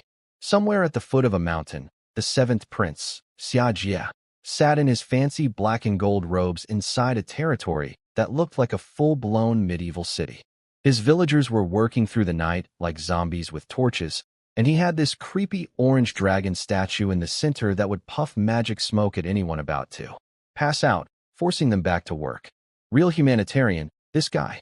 He was in a private group chat with 10 noble family heirs, and they were all freaking out about yours truly. Who is this Lin Yi? There's no powerful Lin family in the empire. How did he get tens of thousands of pounds of beast meat in 5 days? If he converted his rare troop blueprint properly, maybe 2 squads. But even then, each soldier takes over 10 hours to convert. 6 soldiers in 3 days, max. That's not enough for mass hunting. We need to recruit him or eliminate him before his military grows. Oh hey, I got a borrowed knife murder scroll from a hidden quest. It can redirect nearby alien forces to attack someone's territory. Legendary item? Lucky brat. But save it for later, don't waste it now. Then Xia Jie activated some special orange crystal, apparently a communication tool to reach someone outside the trial. An intelligence agent. The spy's report came back. Lin Yi, ordinary background. No special family bloodline. No epic tier ancestors. For him to hunt hundreds of level 9 beasts by day 5 is virtually impossible for any Blue Star Lord. Unless he stumbled upon a batch of beasts that happened to die from some other cause, and he just collected the corpses. The group chat exploded with relief. That's it. The wildlife extinction event must have left a pile of dead beasts near his territory. He just got lucky. Makes total sense. He's just a commoner who found free meat. Nothing special. Let's recruit him. Get him to help the prince win the Rookie King title. A nobody like him won't dare refuse. Someone watch his social settings. The second he opens private messaging, we pounce. Then Xia Jie tagged Long Tao in the chat. You've been quiet. It can't be that much of a coincidence, right? And somewhere far away, my precious meatball friend saw that notification and his face went dark. He could practically see his sugar daddy prince drifting away, replaced by a shinier toy named me. The backstabber was getting backstabbed by circumstance. Poetic. But I knew nothing about any of this conspiracy. I was blissfully unconscious. Morning of day 6. Sunlight crept through the window. I opened my eyes and looked down. Chioer was draped across my chest like a beautiful, exhausted blanket. Skin like porcelain with a faint rosy glow. Everything on full display.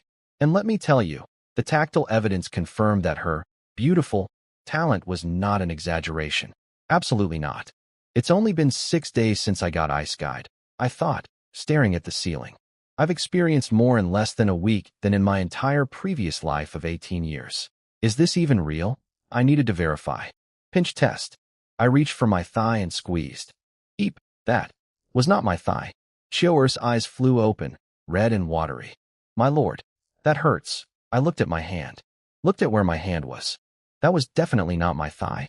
Sorry, wrong target. My face was completely straight, but internally I was screaming. How do you miss your own leg? It was right there. The geography was not that complicated. Want me to blow on it? Make it feel better? I offered, keeping a perfectly innocent expression. And her face turned the color of a fire truck and she buried herself in my chest, breathing hard. Haha, just kidding. I patted her shoulder like nothing happened. Smooth recovery. 10 out of 10. Then I pivoted to actual business. Hey, you, your dad, and little Qian all have hidden talents that haven't activated yet. Any idea what triggers them?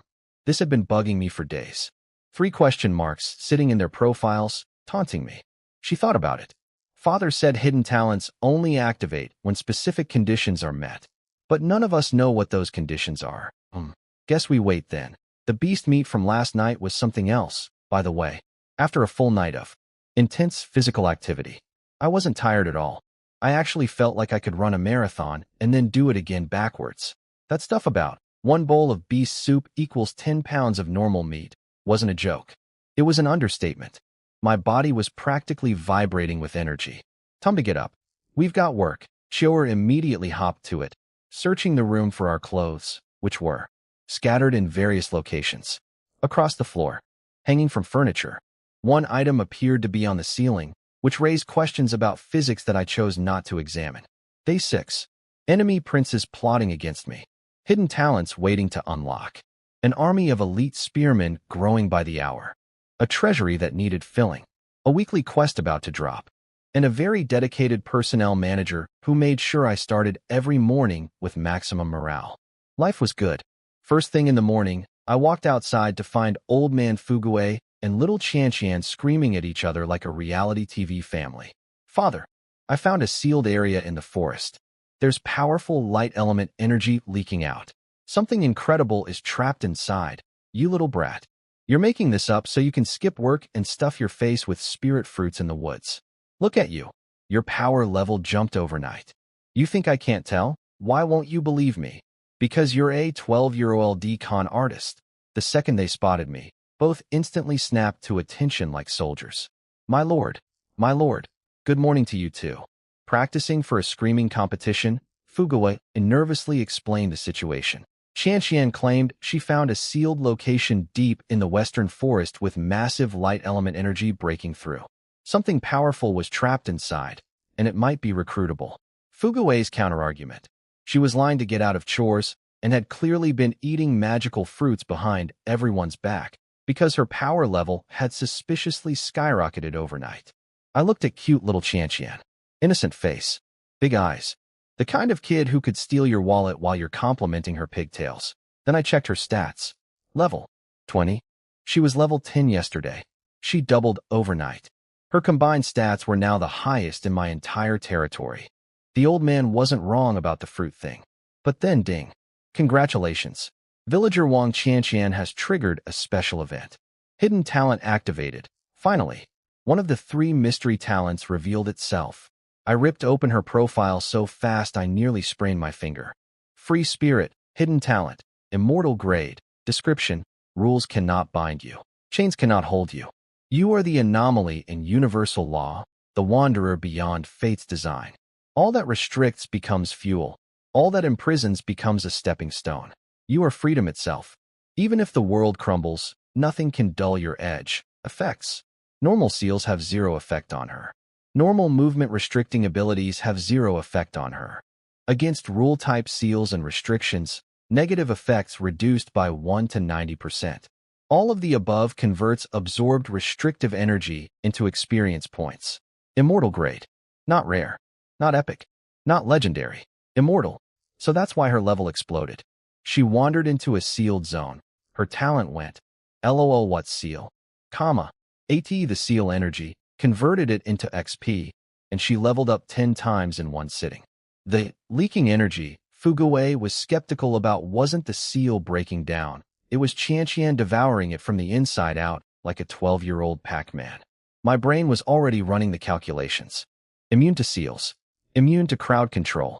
Converts enemy restrictions into personal power. Combined with her existing stealth, speed, detection, and sensory talents, this girl was going to become the most terrifying assassin scout in existence. Enemies would try to trap her, and she'd just eat the trap and get stronger. That's not a soldier.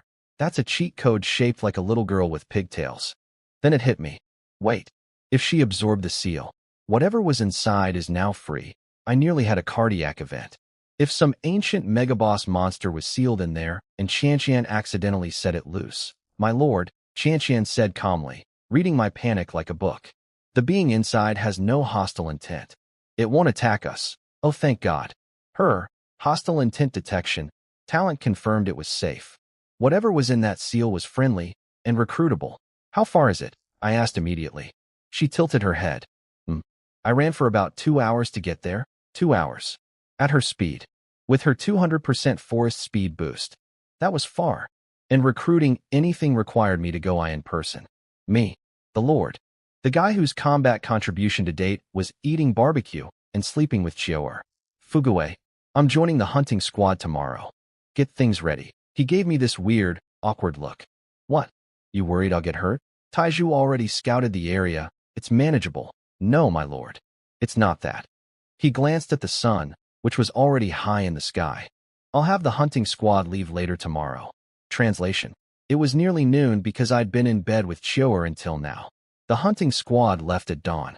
Hours ago. I have become a stereotype. The emperor who ignores his kingdom for a pretty face. History books write cautionary tales about guys like me. I could practically hear future scholars going, and thus the mighty Lord Lin he fell, not to monsters, but to thighs. Red flag acknowledged. Moving on. Since I missed the hunting party, I spent the day reviewing my territory status. 6 days in. Population, 105. Army, 80 soldiers. Treasury, 51 purple crystals, 58,000 gold. Food, nearly 10,000 pounds of beast meat. Materials, overflowing. Buildings, barracks, 40 houses, 20 warehouses, lumber yards, quarries, workshops. 600 reputation points. For context, most lords out there were still struggling to feed 5 villagers and hadn't even built their first barracks yet. I was running a small nation. New blueprint unlocked. Research lab. Costs included. A second-tier magic core, which I still didn't have because we hadn't hunted actual magical beasts yet. Everything important needed magic cores, upgrading the territory, building the research lab, the fertile farmland blueprint. Hunting monsters was no longer optional. Tomorrow for sure. Then, right as I was getting bored, boom. System announcement. Congratulations on surviving to day 6. The first weekly quest is now live. Top 100 scorers receive generous rewards. First place gets a mystery chest. Special first week bonus multiplier randomizing. Reward multiplier, 1,000%. Difficulty multiplier, 1,500%. 1,000% reward bonus. 1,500% difficulty increase. The rewards were 10 times normal. The difficulty was 15 times normal. I cracked my knuckles. Bring it. 10 times rewards. 15 times difficulty. World chat went from celebration to funeral in about 3 seconds flat. 10 times rewards. We hit the jackpot. This has only happened like 10 times in all of history. Wait. 15 times difficulty? My quest wants me to solo kill a level 19 magical beast. I can't even kill a rabbit. My friend wants to know. How do you lure a female goblin away from her nest to? Perform a certain activity with a human male, my friend. Sure, buddy. My quest says recruit a legendary potential hero within 1 day. Is the system on drugs? I read that Goblin 1 and my face twitched involuntarily. Look, I'm an open-minded guy. The rewards were incredible. But if my quest involved romancing a lady goblin, even legendary loot couldn't convince me. Well, unless she looked like the ones from certain illustrations. Those specific ones. You know the ones. Please don't be goblins. Please don't be goblins. I opened my quest panel. Weekly quest. Submit 10 complete beast skulls. Level 6. Submit 1 bronze treasure chest. Raise 10 villagers to level 6 reward multiplier. 1,000% difficulty multiplier. 1,500% time limit, 24 hours. I stared at the screen, then stared harder, then rubbed my eyes and stared a third time. This was the maximum difficulty quest? The 15 times harder than normal, supposedly impossible challenge? Beast skulls. My soldiers were hunting hundreds of beasts daily. I had beast parts coming out of my ERS. Level 6 villagers? My Pure Land trait boosted everyone automatically. I had dozens of people above level 6. Some were above level 20. Bronze treasure chest? I literally had one sitting in a warehouse gathering dust because I forgot to open it.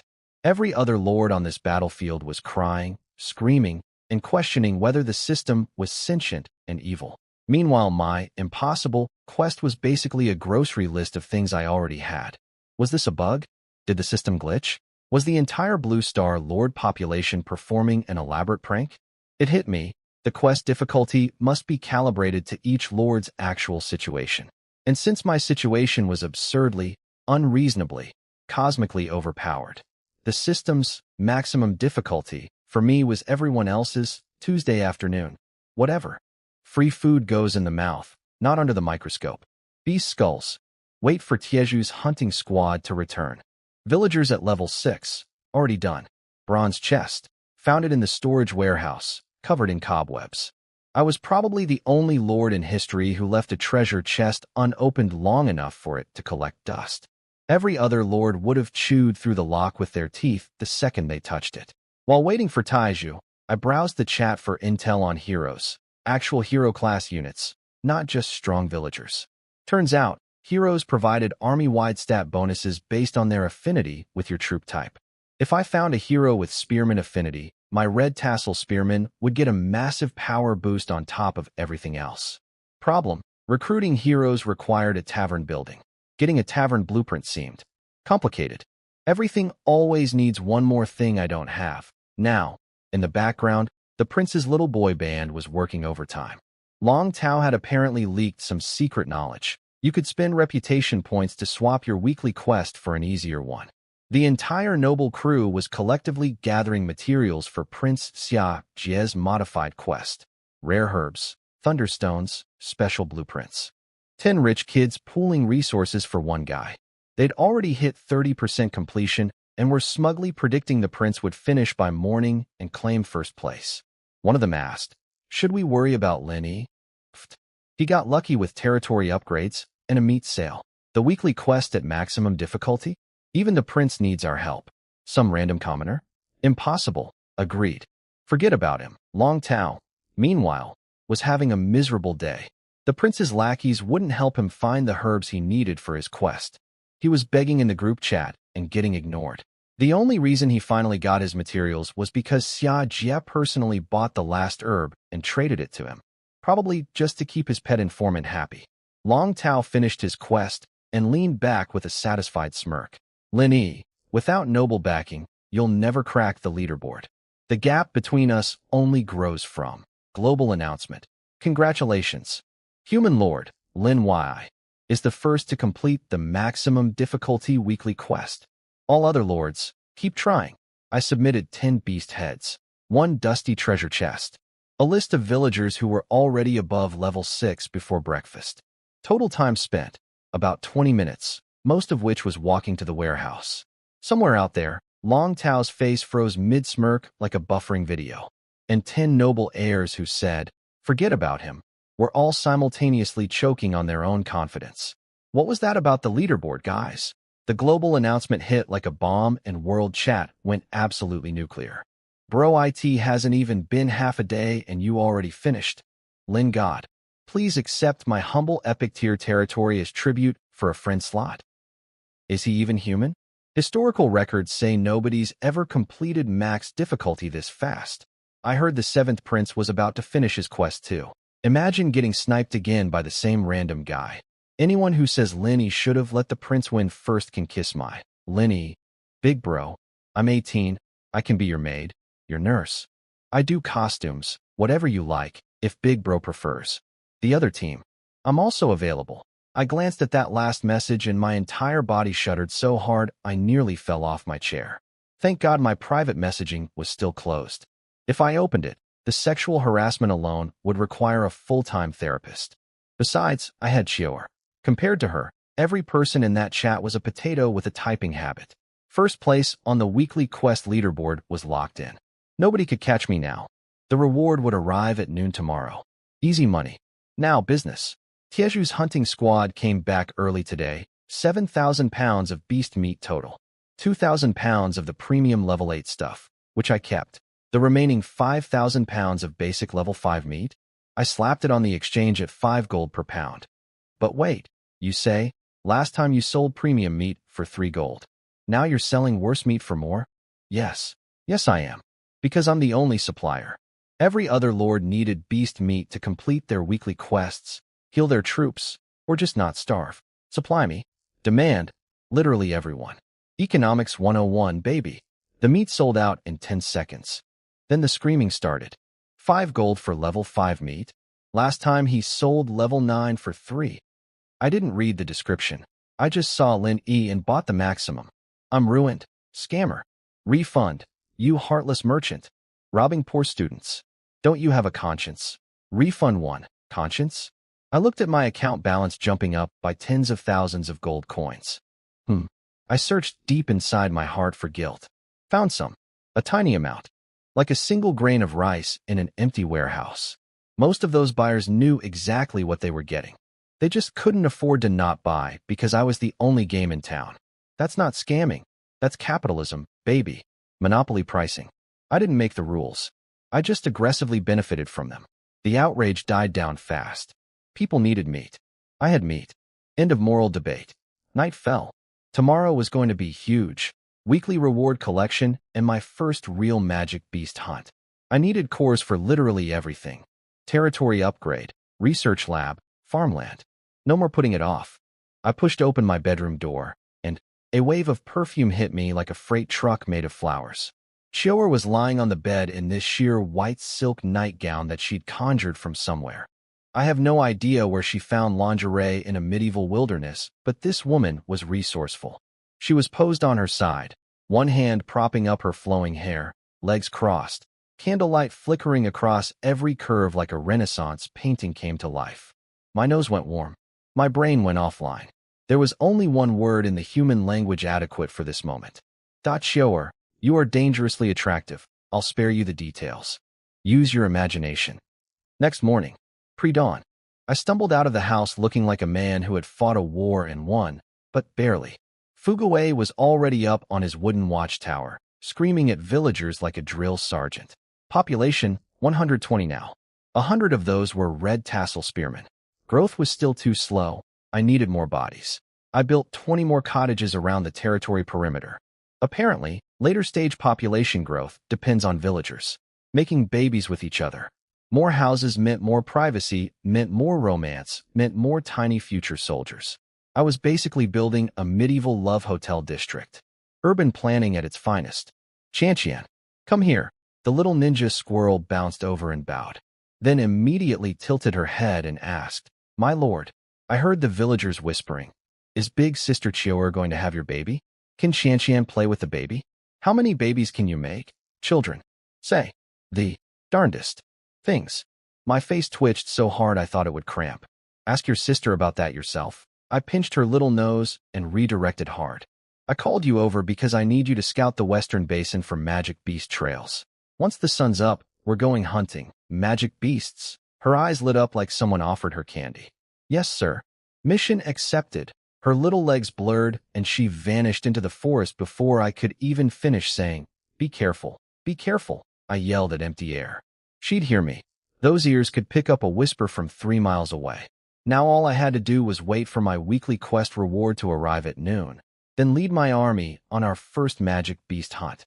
Magic cores, territory upgrades, new buildings, hero recruitment, the sealed being in the forest. Everything was lining up. But first, I desperately needed a nap.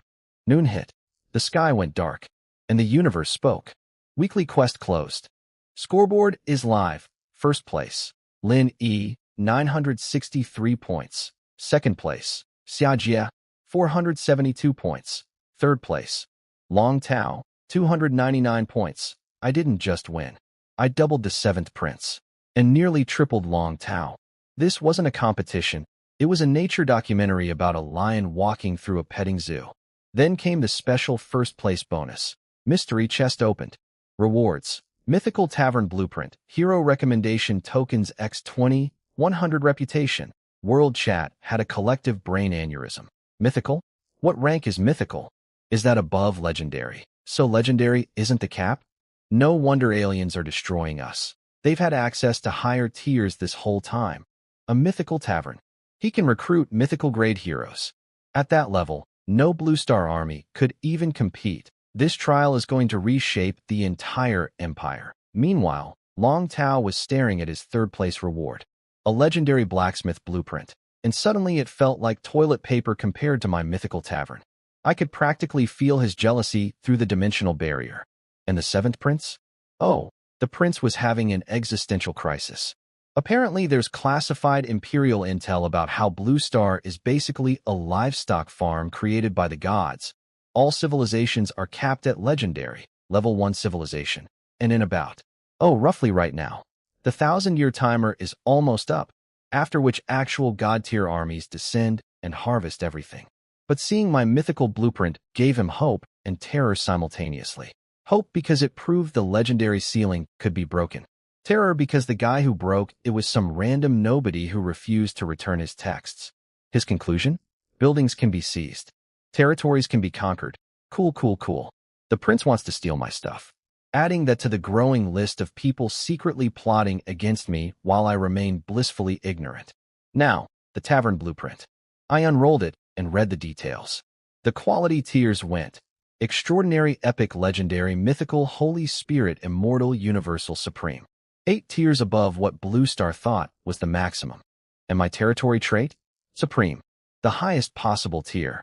I'd been sitting on the literal peak of existence this whole time without fully understanding the scale. The tavern's recruitment odds were beautiful. Extraordinary heroes guaranteed, epic guaranteed, legendary at high probability, mythical at decent odds, Holy Spirit low chance, immortal slim chance, universal, keep dreaming, supreme, LOL in your dreams literally, incredible, game-changing, revolutionary. Then I looked at the building costs. 500 iron ore, 200 silver ore, 100 gold ore, 500 premium sandalwood, and 900 purple crystal coins. Are you robbing me? My entire fortune, every coin I'd earned, scammed, and stress sold, converted to exactly 930 purple crystals. The tavern wanted 900. That would leave me with 30 crystals to my name. From millionaire to homeless in one purchase. And the sandalwood. I checked the exchange. 150 gold per unit. 500 units mint. Another 750 purple crystals worth. I wanted to flip the table. No wonder they say broke people shouldn't play Lord. This game is pay-to-win, and I'm paying with my tears. Only about a dozen people on the entire exchange were even selling sandalwood, and in tiny amounts. Less than 100 total. Nowhere near enough. I gritted my teeth and posted on World Chat, trading beast meat for premium sandalwood. DM me. Then I opened my private messages for the first time. Mistake. Huge mistake. Messages flooded in like a tsunami of desperation. I represent the 7th prince. Swear loyalty and receive unimaginable riches. His patience is limited. Don't be stupid. Yeah, real friendly recruitment pitch. Threatening me in the opening line. Hard pass. I have 30 units of wood. 200 gold each, non-negotiable. Oh, and your stolen beast meat supply must be running low by now, right? Some smug rich kid trying to price gouge me while implying I got lucky. Delete. Big bro, I have 1 unit. Selling cheap for 50 pounds of meat. Cute. Useless, but cute. Here's my art photo. Big brother I can visit anytime for. Private tutoring. I opened the photo. I closed the photo. I closed it so fast my finger almost broke the screen. My soul needed emergency medical attention. Whatever I just saw would haunt me in my nightmares. Some people should not be sending unsolicited selfies. Ever. After filtering through mountains of beggars, scammers, creeps, and one person offering to die for me, in exchange for 3 pounds of jerky, I finally found someone useful. Hao Xingren, a name I vaguely recognized from earlier World Chat discussions. This guy had stumbled onto an actual grove of sandalwood trees near his territory. 500 units? He could get it in 30 minutes. And his price? 70% of market rate, paid in beast meat. 500 sandalwood for about 18,000 pounds of meat. Fair deal. One problem. I don't have 18,000 pounds right now, I typed. Can I pay you by tonight? On the other end, Hao Xingren stared at his screen in disbelief. I was placing an order worth a small fortune. On credit. Like walking into a luxury car dealership and going, I'll take 10. Can I Venmo you later? But hey, when you're the only lord on the battlefield who can produce unlimited beast meat daily, your credit rating is basically infinite. Deal, he replied. Time to go hunting. Again, my soldiers were going to earn their meager salaries today. So there's this guy, Hao Xingren, skinny, messy hair, wearing a faded blue shirt like a college student who's been surviving on instant noodles for 3 semesters. He was standing in his territory holding an axe, having a full internal debate about whether to trust me with a credit sale. Here's the thing about Hao Xingren that I didn't know at the time. His territory trait could identify where materials came from. So while every other lord on the battlefield was convinced I'd just stumbled onto a pile of dead beasts by accident, this dude knew I was actually hunting them myself. He saw through the rumors from day one. Smart kid. He sold me the sandalwood cheap because he wanted to build a friendship. A strategic investment in the Bank of Lin Yi. Honestly, respect. That's better business sense than 90% of the clowns messaging me. He bit the bullet and shipped the goods. Half an hour later, 500 units of gorgeous red sandalwood sat in front of me, smelling like luxury and looking like a fortune. Which it was. My fortune. Gone. No hesitation. I slammed that blueprint down. Materials consumed. 500 iron ore, 200 silver ore, 100 gold ore, 500 premium sandalwood, 900 purple crystal coins. 900 crystals vanished from my account. I physically felt my wallet scream. If money could cry, mine was sobbing uncontrollably as it dissolved into sparkly lights. But then, boom. Stars erupted from every warehouse. Materials flew from all directions like a meteor shower in reverse, converging into a massive 3-story structure. Ancient runes crawled up from the ground like glowing snakes, wrapping around the building before vanishing into its surface. The white light shattered, and there, it was, my mythical hero tavern. The thing was gorgeous. Deep red sandalwood walls carved with intricate patterns that caught the light like armor at sunset. Gold and silver decorations everywhere. And carved into the walls were figures from 100 different races, dragons with fangs bared, titans the size of mountains, elegant elves with staffs, and dozens of species I couldn't even name. Warm light spilled from inside. The smell of roasting meat and rich ale drifted out. And voices. Lots of voices. People were already in there. Old man Fugue. Grab Taiju and follow me inside. Yes, my lord. Fugue fetched my 2-meter bodyguard, and I gave her one clear instruction. Protect me in there. Tieju's eyes went ice cold. Unless I die, nothing will touch you. Love this woman. Terrifying, but reliable. Hopefully there's some high-quality heroes inside, I said, trying to build anticipation. Taiju immediately crushed it. My lord, I don't sense any powerful auras inside. Tieju, we talked about this. You let me open the door and experience disappointment on my own schedule. Don't spoil it. Just let me look for myself, okay? I pushed open the heavy wooden door. Creak. Every conversation inside stopped instantly. 30-something pairs of eyes turned to stare at me. I felt like a transfer student walking into class mid-semester. The interior was just as fancy as the outside. 20-something dark silver tables, walls decorated with swords, animal furs, and bones. Very fantasy bar that serves you ale in a skull, and the patrons. What are these things? Bull heads, dog faces, lizard snouts, red skin, purple skin, something that was literally emerald green. Goblins, dark elves, dwarves, beastmen, and those were just the ones I recognized from movies.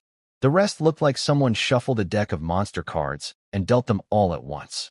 I felt less like I'd entered a tavern and more like I'd accidentally walked into the zoo's staff break room.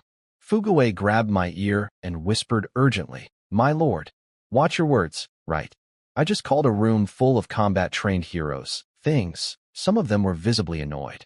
Probably not the best first impression. Whatever. They're leaving soon anyway. I scanned the room. Every hero had a colored mist floating above their head: silver, gold, purple, or orange. Gold and purple were most common, epic and extraordinary tier. Only two had orange mist, legendary grade. I focused on the legendaries and immediately deflated. Goblins.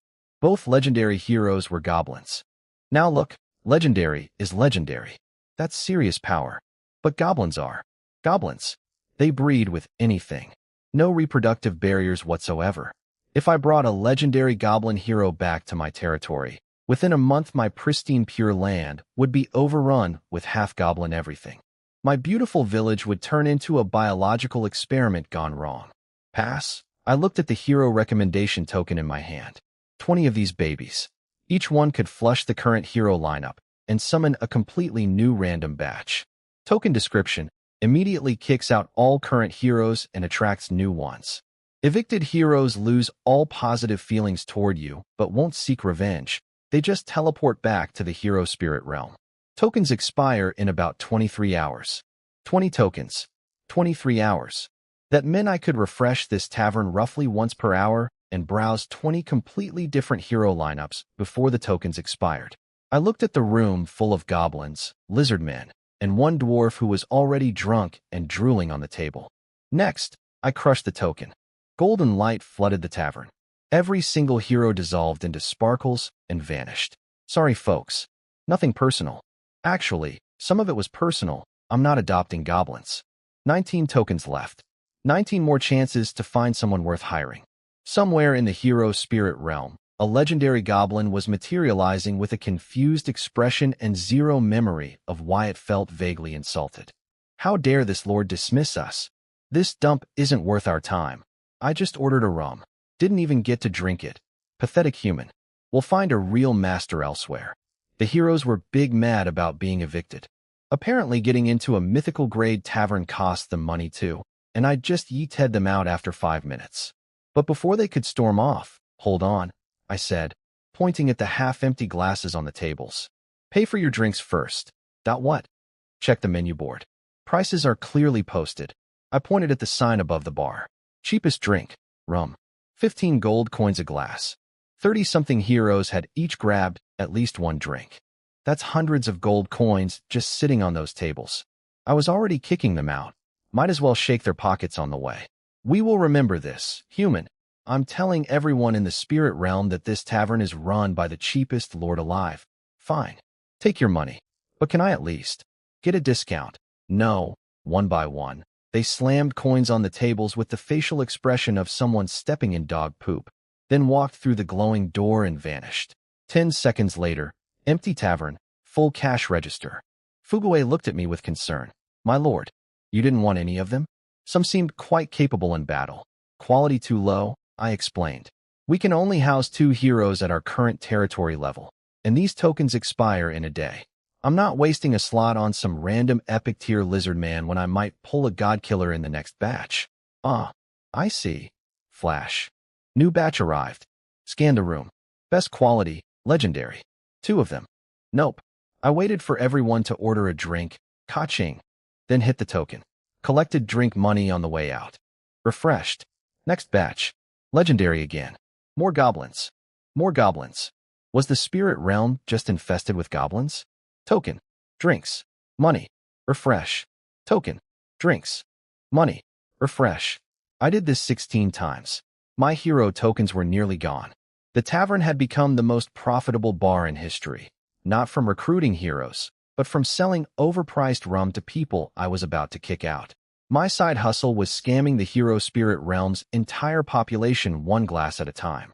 I was down to my last few tokens and starting to seriously question whether this mythical probability was a scam, when, red, a figure stepped through the door. Massive horns on its head, blue scales covering its entire body, vertical brown pupils scanning the room with pure, undiluted contempt. It shoved 2 heroes out of its way like they were furniture, crashed into a booth seat, and growled. Insects. Its voice was thunder. Every hero in the room froze. Not one dared to respond. They all suddenly became very interested in their drinks. Dragon. I recognized the humanoid form immediately. Classic dragon race transformation. Big horns, scales, slit eyes, overwhelming arrogance. Just like in every movie and novel I'd ever consumed. Red mist above its head. Whatever tier red was, it was above the orange legendary I'd been seeing. This was the real deal.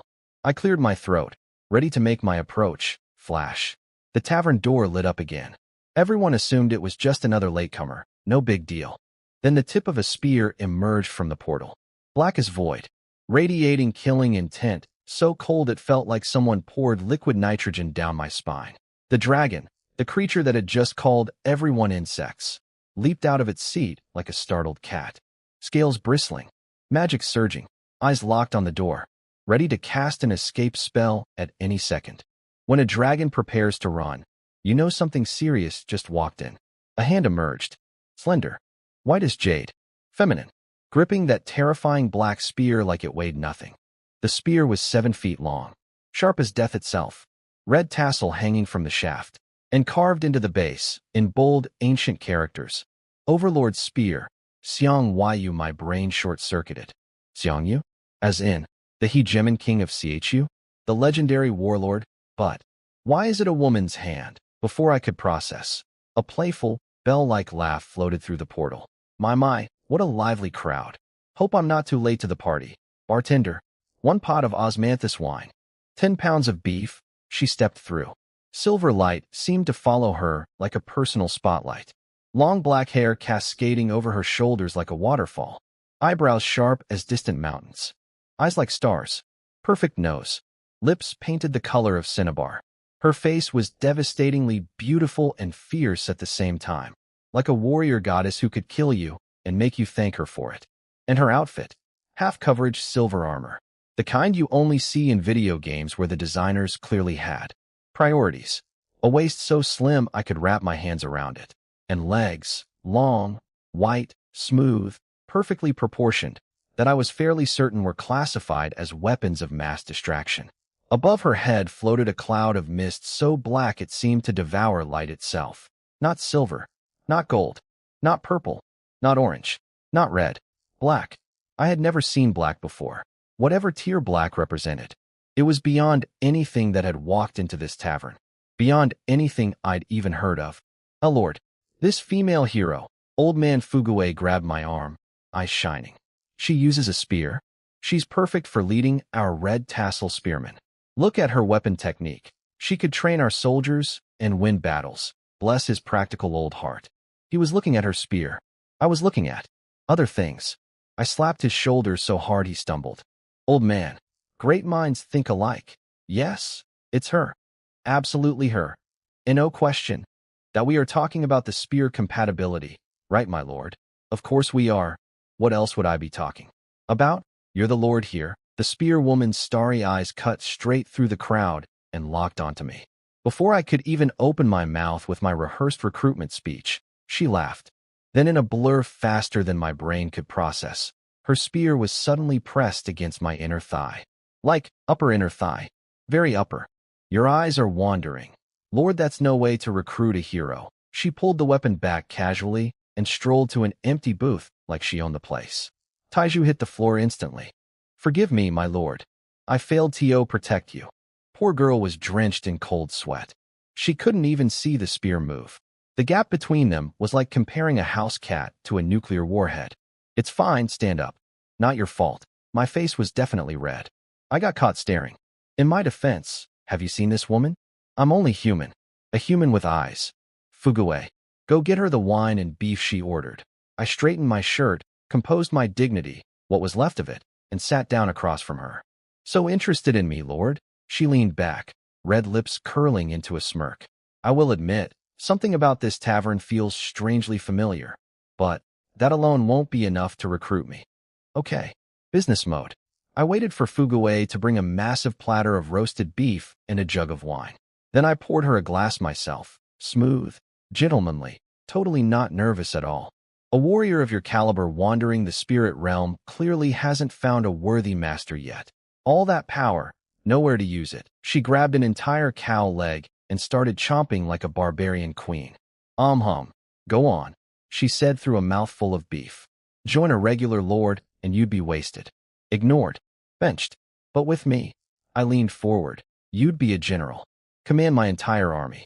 Wealth, glory, treasures. All yours. And we're still in the early days.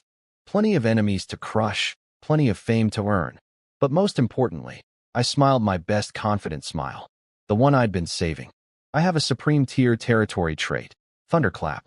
Not literally, but the effect was the same. Every eavesdropping hero in the tavern had a simultaneous brain malfunction.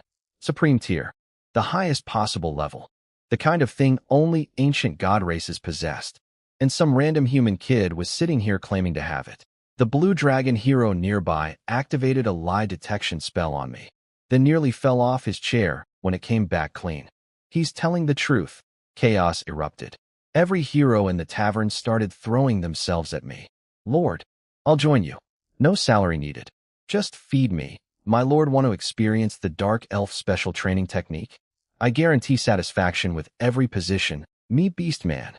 Me only no fight. Let me be foot soldier. Please. I ignored all of them. Supreme tier was my trump card, and I'd played it for exactly one person. The spear woman took a slow sip of wine, cheeks slightly flushed, and said, "Not interested." I'm sorry, what? Every other hero was begging to join me, and SHE said not interested? What I really want to know, she continued, swirling her glass, is who you are. And why this tavern, or maybe you specifically, called to me. In the 13 years since my soul reformed in the spirit realm, this is the first time I've ever felt compelled to step through a portal. Oh, and by the way, the portal fee for a mythical tavern? 17,000 gold coins. Routing through 100 transfer points. Cleaned out my entire savings. So this better be worth it. My sales pitch crashed and burned. She wasn't here for a job interview. She was here because something about me specifically pulled her soul across dimensions. And she wanted to know why. Maybe it's because I have incredibly strong fortune. I offered weakly. Honestly, not a bad theory. My luck had been ridiculous since arriving. She rested her elbow on the table and gave me a look that was equal parts amused and dangerous. Do you know who I am? Obviously. I pointed at the spear beside her. That's the Overlord's spear, Xiang Yu's weapon. The only person who'd carry that is Lady Yu. Yu Ji herself. For the first time, her playful mask cracked. Her eyes blazed with intensity. You know that history? Why wouldn't I? It's basic knowledge. Xiang Yu, the hegemon king of Chu. Yu Ji, his beloved consort. Everyone knows this. She stared at me like I'd just spoken an alien language. Wait, something was wrong. I quickly messaged Hao Xingren. Do you know who Liu Bang is? Instant reply, Liu Bang? Is that someone from the capital's Liu family? Never heard of him. He's a historical figure. Sorry bro, my liberal arts scores were the best in the empire for the past 300 years, and I've literally never heard that name. My blood went cold. This world didn't have that history. The Chuhan contention never happened here. Xiang Yu, Liu Bang, the fall of Qin, none of it existed in this timeline. But I knew it, because I came from Earth. I stared at the woman across from me with completely new eyes. Lady Yu, are you also? A cool, sweet-scented finger pressed against my lips. Shoo, don't say it out loud, my lord. Her cheeks were burning red. Maybe from the wine, maybe from something else entirely. I never said my family name was Yu. Huh. My name is Xiangyi. Xiangyi was my father. Yu Ji was my mother. And this spear, her voice softened. It's just something father left behind. I don't know poetry. I only know how to fight. I hope my lord won't mind. She called me Lord. She called me Lord. Ding. Target's affection has reached the required threshold. Reputation cost 600 points. You have successfully recruited immortal grade hero, Xiang Y. Immortal. Great. Not extraordinary. Not epic. Not legendary. Not mythical. Not Holy Spirit. Immortal. That's the 6th tier, 2 steps below Supreme. Out of all the heroes that walked into my tavern across 16 refreshes, she was so far above everyone else, it wasn't even the same sport. And she was the daughter of Xiang Yu and Yu Ji, carrying her father's legendary weapon. A warrior from Earth's lost history, reborn in the spirit realm, who traveled across 100-dimensional portals, spending her life savings just because MY Tavern called to her soul. 600 reputation points vanished from my account. I was left with basically nothing. Worth every single point.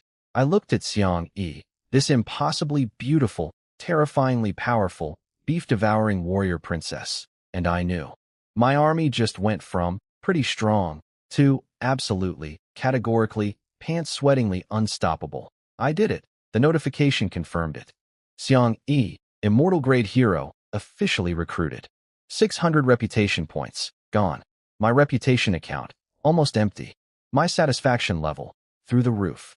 I pulled up her stat sheet and nearly passed out. Xiang Yi level, 40 class. Overlord, unique. Constitution, 150 strength, 150 agility, 150 spirit, 147 for reference. My stats were in the single digits. Single digits. If this woman flicked me on the forehead, I'd probably ragdoll across the entire territory like a tumbleweed. Her skills? All immortal grade. 100 birds toward Phoenix, immortal upper tier. Tempest Storm, immortal upper tier. Chasing Stars and Moon, immortal upper tier. And the Crown Jewel, Peerless Overlord, immortal supreme tier. Whatever that did, it sounded like it could split the sky in half. But the real money was in her hero-exclusive abilities. Command Affinity, Spearmen get 180% stat boost. Cavalry, Archers, and Infantry get 160%. Everything else gets 120%. 180%. My red tassel spearmen were already the strongest units on the battlefield. With Xiang Yi leading them, their stats would nearly triple. That's not a power boost, that's a war crime. War Spirit. When the army is above 80% strength, she gets 20% combat power. Below 20%, she weakens. Basically, keep the army healthy and she becomes a goddess. Let it crumble and she crumbles with it. Poetic. Terrifying. Noted. Commander skill, burn the boats. For 1 hour, the entire army goes berserk. Fearless. Tireless. Massively enhanced coordination and combat power. 3-day cooldown. This was the historical Xiang Yu's signature move. Destroy your own retreat, so your soldiers fight like they have nothing to lose. And his daughter inherited it as an actual superpower. Worth every single reputation point. Worth it. My lord, about those promises you made earlier. Xiang Yi's pretty eyes looked at me expectantly. Of course. A lord never breaks his word. Great, she smiled sweetly. Then please reimburse my tavern portal fees. 160,000 gold coins. I'm sorry, 160,000? My treasury was empty. I was literally in debt. I owed Hao Xingren 18,000 pounds of beast meat. I'd just blown 900 purple crystals on the tavern, and now my brand new immortal hero wanted expense reimbursement that I couldn't afford if I sold my kidneys. Absolutely. Just, can I pay you in a few days? The treasury has some temporary cash flow challenges. She narrowed her eyes suspiciously, clearly wondering if she'd been scammed. Then she leaned in close. So close. Her lips practically brushing my ear. Voice dripping with honey and danger. If my lord doesn't have money, I could always accept payment. In other ways, what do you think? Every blood cell in my body launched a full-scale rebellion. My face went hot. My brain went blank. My mouth went dry. This woman was weaponizing attractiveness, and I had zero defense against it. Don't joke around like that, General Xiang. Taiju suddenly interrupted like a conversational bulldozer. Our lord's money-making abilities are proven. You will be reimbursed. Please rest assured, Taiju. Sweetheart, I love you. But you have the romantic awareness of a brick. Xiang Yi studied Taiju with genuine interest. You're a good one. Strong foundation. Then she shrugged. Fine, as long as I get paid and my expenses covered, we're good. Now show me this territory of yours. We walked outside. The moment Xiang Yi stepped onto my land, she froze. This is the supreme territory. I could literally see the realization washing over her face. Her martial arts comprehension, techniques she thought were already perfect, suddenly revealed dozens of flaws she'd never noticed. Her spiritual energy absorption speed multiplied several times over. In the span of 10 seconds standing on my dirt, she'd already improved more than she probably had in years. No wonder everyone fights over high-tier territories, she murmured. I might have gotten the better end of this deal. Not bad, right? I grinned. I pointed at my 100 red tassel spearmen standing in formation. They're yours now. Taiju is your second in command. Xiang Yi assessed them with a professional eye. Weak individually, but their fighting spirit is exceptional. Once we scale up, this could be something special. High praise from an immortal grade hero. My boys were basically level 17 baby soldiers, and she was calling them, promising, like a master chef looking at raw ingredients and already planning the feast. Take them west today. Hunt magical beasts. Kill any regular beast you find along the way too. Beasts? She looked mildly confused. Beast meat was apparently considered cheap garbage in the wider world. But she didn't question it. Good soldiers follow orders. Good generals follow strategy. Oh, and my name's Linny. Before she could respond, my lord, a tiny figure came sprinting from the territory perimeter at inhuman speed. Qianqian, red-faced and gasping, skidded to a stop in front of me. She noticed Xiang Yi instantly. Her danger sensors were probably screaming at maximum volume, but didn't have time to ask questions. My lord, bad news, of course. Obviously, we were having too nice a morning. The universe couldn't let me enjoy one full day without a crisis. What now? My lord, the Western Basin is in trouble. Some alien force drove away most of the magical beasts, and there's only one super powerful third-tier monster left. We can't beat it. Qianqian was panting like she'd just run a marathon, which, given her speed, meant she'd probably covered 50 kilometers in the last 10 minutes. Wait, alien forces. My heart nearly stopped. Are you sure? This was bad. The barrier between human and alien lord territories wasn't supposed to drop until day 30. We were barely past day 6. If there were already alien armies operating near my backyard, definitely. A pack of jackalmen. Organized, disciplined, strict hierarchy, not random bandits. How strong are they individually? About the same as our spearmen. Maybe slightly stronger. Great. Alien soldiers as strong as my elite troops. An unknown number of them, operating right next door to my territory. And the only thing between them and my base was the fact that Qianqian was really, really good at hiding. They didn't spot you, right? She puffed out her very flat chest proudly. As if anyone could spot me. Okay, territory not exposed. Small mercy. But the third-tier magical beast I desperately needed for upgrade materials was sitting right in contested territory with alien jackals running around. Guess we'll have to wait a few days. I'll handle it. Xiangyi spoke up like I'd just asked her to grab milk from the corner store. A mere third-tier beast. Half a breath is all I need. Oh right. I had a level 40, fourth-tier, immortal-grade demigod standing next to me now. A third-tier monster was literally beneath her. That's like asking a professional MMA fighter if they're worried about a house cat. Then let's go? I'm coming too. I need the XP. Qianqian's little jaw dropped. But my lord. That's a third-tier monster. Yep. And she's fourth tier. Math checks out. Lead the way, tiny scout.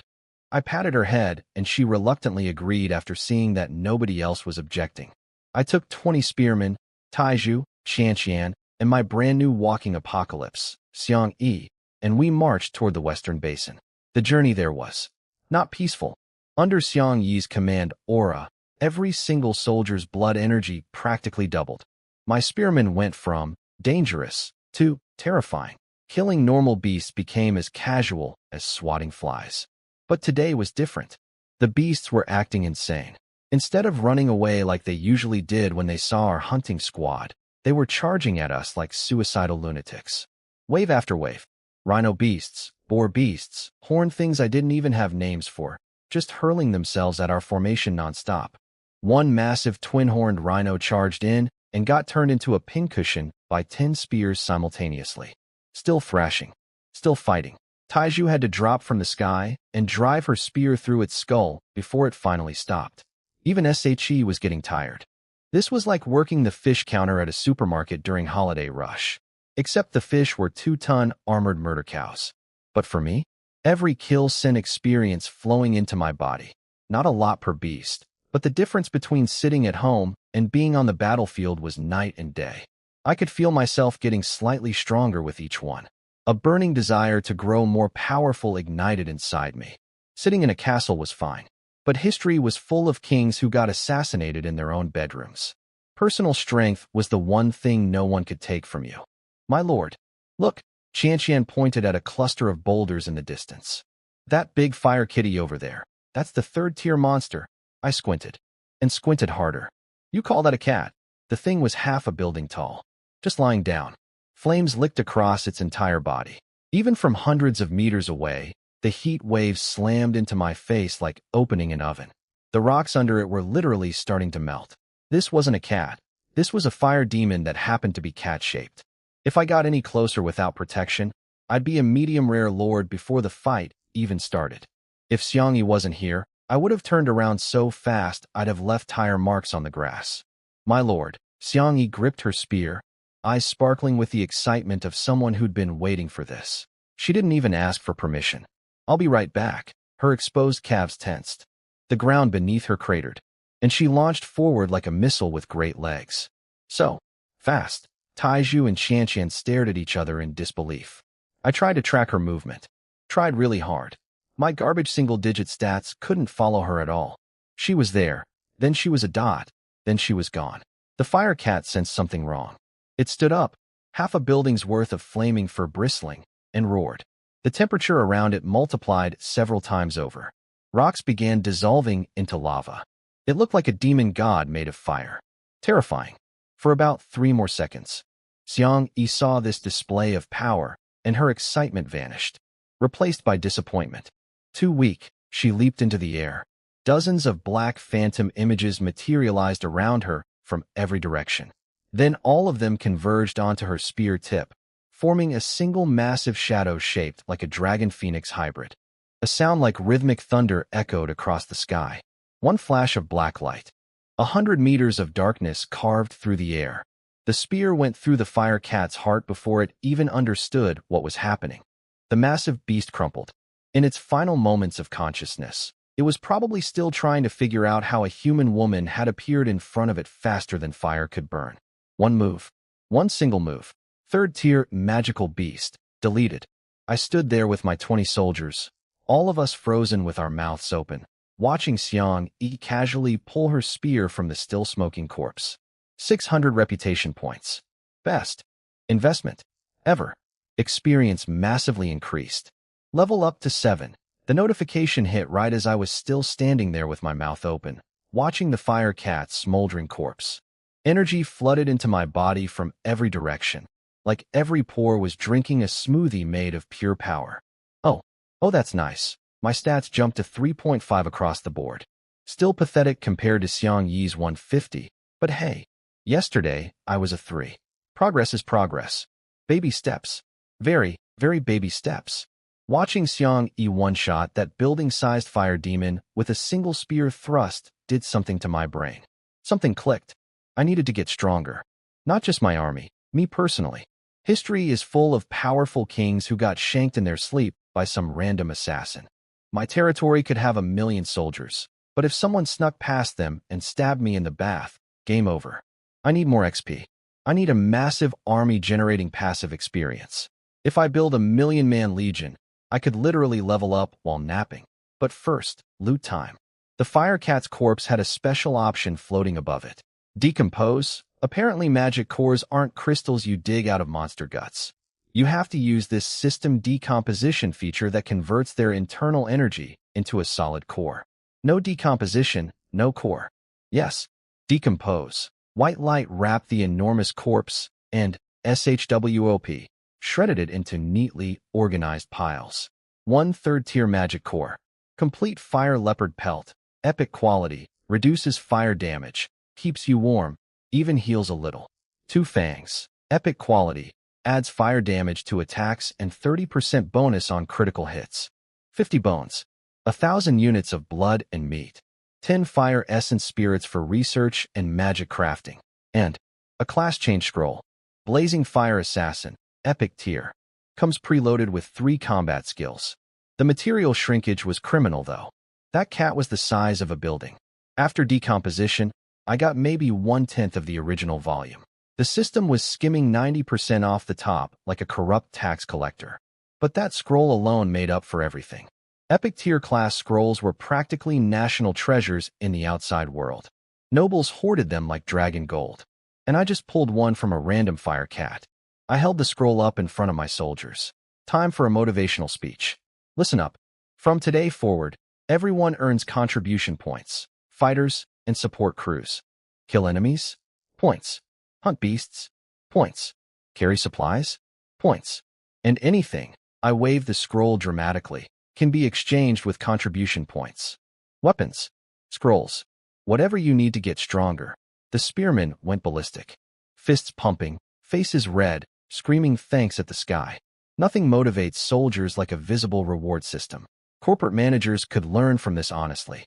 I pocketed the scroll and told Taiju to mark our route and send a team back for all the beast corpses we'd left scattered along the way.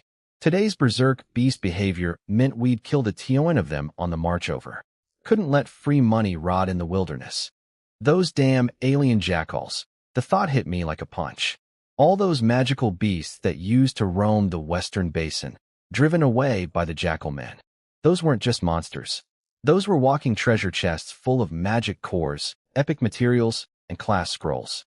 And those flea-bitten dog people had chased them all away. They didn't steal beasts. They stole my retirement fund. We'll deal with them later. Pack up. We're going home. Magic core acquired. Territory upgrade. Imminent. The second we got back, I slapped that core down and upgraded to level 3. Now, while I was out hunting, my dear friend Long Tao was having the best day of his sad little life.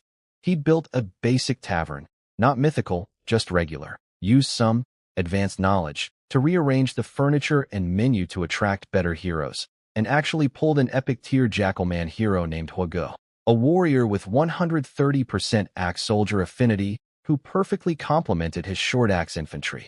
He was ecstatic, rolling around his territory screaming about how this was his moment. His big break. His rise to power. In 2 days I'll hunt magical beasts. The level 3 territory first upgrade reward is mine. He was so confident, so happy, so blissfully unaware that I had already upgraded 30 minutes ago. The global announcement dropped like God's own mic. Congratulations. Human Lord, Lin Yi, has upgraded to level 3 first. Rewards. Random Alien Nest Blueprint X1, Purple Crystal Chest X1, 1,000 Purple Crystal Coins, and 1,000 Reputation Points. 1,000 Reputation. 1,000 Purple Crystals. A Purple Crystal Chest. And a blueprint for building an alien nest, whatever that was. Somewhere in the distance, Long Tao's celebration died mid-sentence. I could practically hear the record scratch from here. Third time I'd stolen first place. Third time the entire world heard my name thunder across the sky. Third time Long Tao's dreams got crushed by the same 4 letters, LNY. At this point, it wasn't even a rivalry. It was a comedy show, and my poor chunky friend was the punchline. Somewhere out there, Long Tao slapped himself across the face so hard the sound probably echoed across 3 territories. He needed to confirm he wasn't dreaming. He wasn't. A nest blueprint? From a level 3 upgrade? That's supposed to drop from world bosses and special dungeons. Yeah, the meatball was having a full meltdown. See, a nest blueprint basically gives you an alien race's entire tech tree and lets you recruit their species as citizens. Even a goblin nest in human hands would be game-changing. And if someone got, say, a dragon nest, Long Tao couldn't even finish the thought. His brain refused to process the unfairness. His conclusion? The timeline has changed too much because of my rebirth. I need to take him down before he gets any stronger. Then he told his new Jackalman hero Huagu to go find his nearby clansmen and recruit them. Because apparently having one dogman wasn't enough, he wanted a whole pack. World Chat was doing its usual thing, absolute pandemonium. Level 3 on day 7. The historical record was 10 days minimum. 1,000 reputation and 1,000 purple crystals. My jealousy is turning me purple. What's a nest blueprint?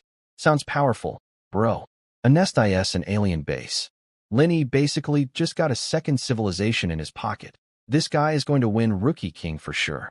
The real question is, can he actually lead us to fight back against the aliens after the trial? Fight back? Every year we just run. Nobody who stayed to fight has ever come back alive. But Lin Yi feels different from everyone who came before. Meanwhile, Prince Xia Jie dropped his water cup on the floor. Just sat there staring at the announcement, questioning his entire existence. He was an actual prince with prearranged resource pipelines, a special dragon artifact, and noble allies. And he was getting lapped by a nobody who started with 10 silver coins. Even Long Tao was starting to overtake him. A prince, being outperformed by a fat kid with anger issues. There will be other opportunities, he whispered to himself, trying desperately to believe it. But I didn't care about any of that because my territory was having an earthquake. The moment I slotted that magic core in, the whole place started shaking like a washing machine on spin cycle. White light exploded from my lord's hall and raced outward in every direction. The territory expanded to about 1.5 square kilometers, triple the original size. And the upgrades. Oh baby. A 2-meter-tall spiked wooden wall materialized around the entire perimeter. Each stake was thick as my thigh, driven deep into the ground. For watchtowers at the corners, each 10 meters high. My territory went from open field with houses to actual fortified settlement in seconds. My lord's hall, the dinky stone house, was gone, replaced by a 3-story compound with white walls, blue-tiled roofs, a courtyard, greenery, and smooth stone fencing. It looked like a wealthy merchant's estate. I went from studio apartment to mansion in one upgrade. Not bad for one magic core. Then the system chimed in. Congratulations. Your territory has reached level 3. You are now officially a Grand Lord. Please choose a display name. Grand Lord. Grand Lord. And apparently level 3 was just the entry point for being a real lord. Everything before was basically tutorial mode. I needed a nickname. Something that communicated my diplomatic stance clearly. Something that told the world exactly what I was about. I typed, Super loves farming, perfect. For simple words. I don't want trouble. I just want to grow crops and mind my business.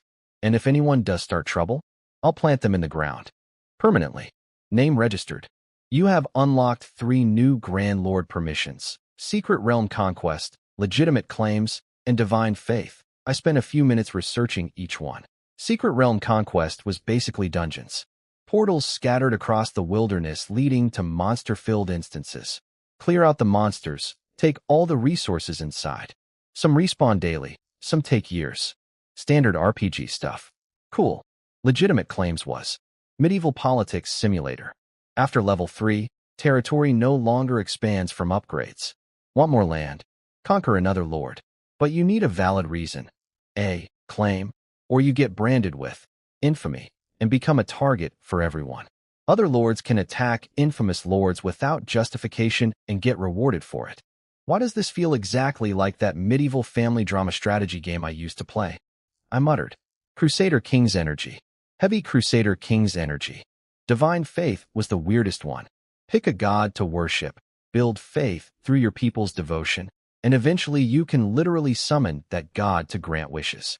How is this not a pyramid scheme? The wish list looked incredible on paper, but the whole thing screamed. Terms and conditions apply. Side effects may include eternal servitude. I was just about to pick a god when a strange pulse rippled through my soul. Like something was calling to me. I followed the feeling. It led me to one of the reward items from the level 3 upgrade, the purple crystal chest. Except, what the hell? I stomped over to the chest and glared at it. The thing that was supposed to be a shimmering, luxurious purple crystal treasure chest was now a beat-up, rotting wooden box. Like someone swapped my Rolex for a Happy Meal toy.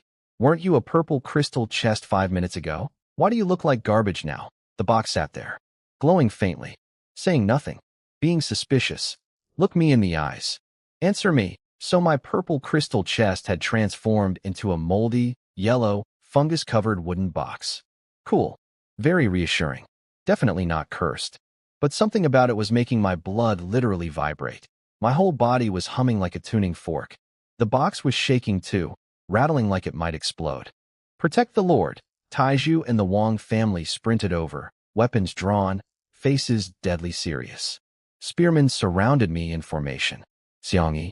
She just leaned against the wall looking bored, legs crossed, completely unbothered. Apparently whatever was inside wasn't dangerous enough to interrupt her relaxation time. Bang! The box exploded before I even opened it. A glowing fragment shot out, spun in the air like an excited puppy, then flew straight at my forehead. What the blood? Pain. Stars. Bond successful. Mysterious territory fragment obtained. It literally cut my forehead open to bond with me. No consent form. No warning. Just surprise blood ritual. The fragment needed 1 out of 9 pieces total. Collecting all 9 would unlock a territory with its own built-in trait. Clearly something massive, but completely mysterious. I tucked it away for future investigation. Now, the real prize. The nest blueprint from my level 3 rewards. Light Dragon Nest. Holy Spirit Grade. Build a Light Dragon base. Recruit Light Dragon hatchlings.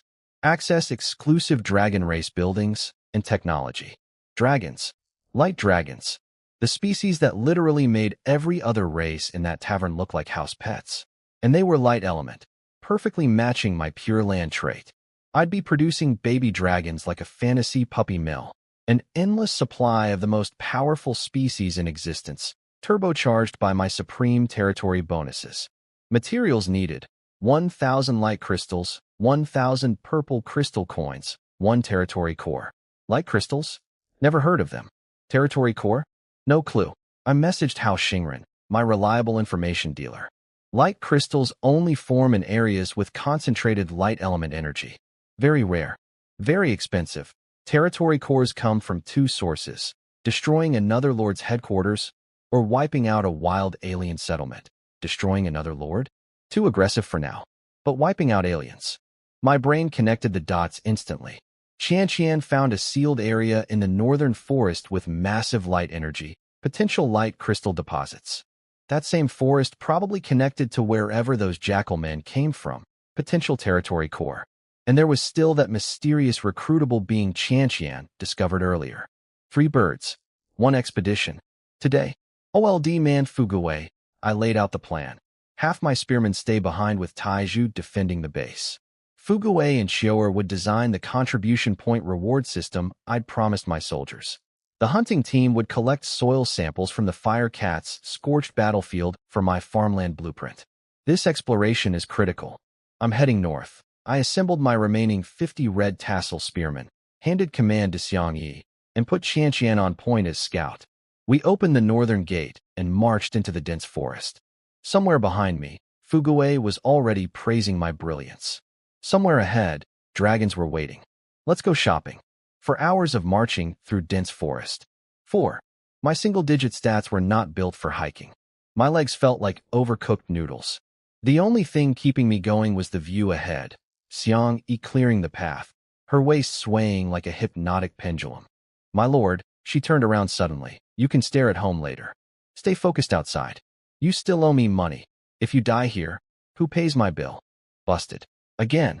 Finally, Qian appeared from nowhere like a forest ghost. We're close. The mysterious being is still there. Thank God. 5 more minutes of walking, and I'd need a stretcher. After a short rest, we pushed forward in tight formation. Within 500 meters, the air changed. Softer. Familiar. Like my territory's Pure Land energy. The plants gradually shifted from green to white, creating an eerie gradient. An invisible pressure wrapped around us like a giant hand. Xiang Yi's playful attitude vanished instantly. She dropped into combat stance, gripping her spear, trembling with excitement. Something strong is ahead. Watch yourself, my lord. Then I saw her, floating in midair. A woman in a thin lace nightgown, more lingerie than clothing, honestly. Black and white chains coiled around her body. Her figure was generous, soft, the kind of shape that made your brain malfunction. And behind her, enormous white wings, each feather pulsing with holy light. An angel. An actual angel. Can you guys see her? I whispered. Everyone squinted at empty air. Nobody could see anything except me. Apparently Pure Land gave me exclusive viewing privileges for divine beings. Lucky me. Her information panel appeared. Fallen Archangel Seraphia, possessing a nun named Eileen. Immortal grade, same tier as Xiang Yi. Level 40. Everything else, question marks. She spoke in a voice that could put babies to sleep. Bearer of Pure Land's essence. Why have you come? Then she got weird. The God King's prophecy. Fate's chains encircle you. Forgotten history shall resurface through your hands. The gods will remember forbidden terror. Lady, I just wanted to recruit you. Save the fortune cookie speech for someone with patience. Thankfully, she cut to business. I'll serve you. But I need one thing. What? A light element class scroll. I almost laughed out loud. Days ago, I'd pulled a white robe blessing master scroll from my level 2 upgrade chest and kept it because nothing better came along. This morning, some instinct told me to bring it. Instinct. My dead old man's fortune was real. When destiny calls, you answer. I pulled the scroll from my jacket. Would you look at that? Her silver eyes went wide. She snatched it telekinetically, crushed it in her palm, and light exploded everywhere. The chains shattered like glass. She descended gracefully, closed her eyes, and prayed. Thank you, Archangel. May holy light protect you always. Eileen shall follow her Lord into darkness. When she reopened her eyes, the blazing white was gone, replaced by calm blue irises. The angel had passed control to the nun. Ding. Reputation, -600. Successfully recruited immortal-grade hero, Nun Eileen. Then, global announcement. Lord Lin completed rare hidden quest, The Trapped Nun. Hero recruited. Bonus, 500 reputation, 2 immortal heroes. Both level 40. Both female. Both absolutely gorgeous. My wallet was crying. My reputation was decimated. But my army? My army was about to become legendary. World chat exploded again. Someone joked I'd bought permanent real estate inside the global announcement system. Fair point. I was basically living there rent-free. Long Tao recognized the hidden quest immediately. He'd been planning to complete it himself using future knowledge, but needed a light element scroll he didn't have. Meanwhile, I'd been carrying one in my pocket for days like spare change. His conclusion? Just luck. The hero's probably epic tier at best. Oh buddy, if only you knew. The hero leaderboard launched right after, triggered by total recruited heroes hitting 100 across all lords. I occupied spots 1 and 2, both showing triple question marks for grade, because the system couldn't display immortal tier to people who didn't know it existed. Everyone assumed mythical. Nobody guessed higher. Long Tao's Jackal hero Hui Gu ranked 3rd. The 7th Prince's human hero ranked 5th. Behind a military family kid named Zhou, a prince, outranked by commoners. His dragon statue was getting fed human skulls now. 3 bloody heads sitting in front of it. He was literally murdering fellow human lords and feeding their life force to his artifact. When someone messaged him about witnesses, his response was 2 words: eliminate everyone, lovely guy. Meanwhile, some dude named Lu Hao recruited an extraordinary grade hero, the lowest named tier, and was celebrating like he'd won the lottery. Then he opened the leaderboard, saw epic heroes at rank 3, and his soul left his body. Since when is epic tier common? Since this trial, buddy. Welcome to the Thunderdome. Eileen's stats were insane. Level 40. Constitution 149, Strength 142, Agility and Spirit both maxed at 150. Her specialty was caster units at 180% affinity, meaning future mage squads would become devastating under her command. Plus, she had a unique angel building blueprint, the light cleansing pool. I asked her about the Archangel's cryptic prophecy.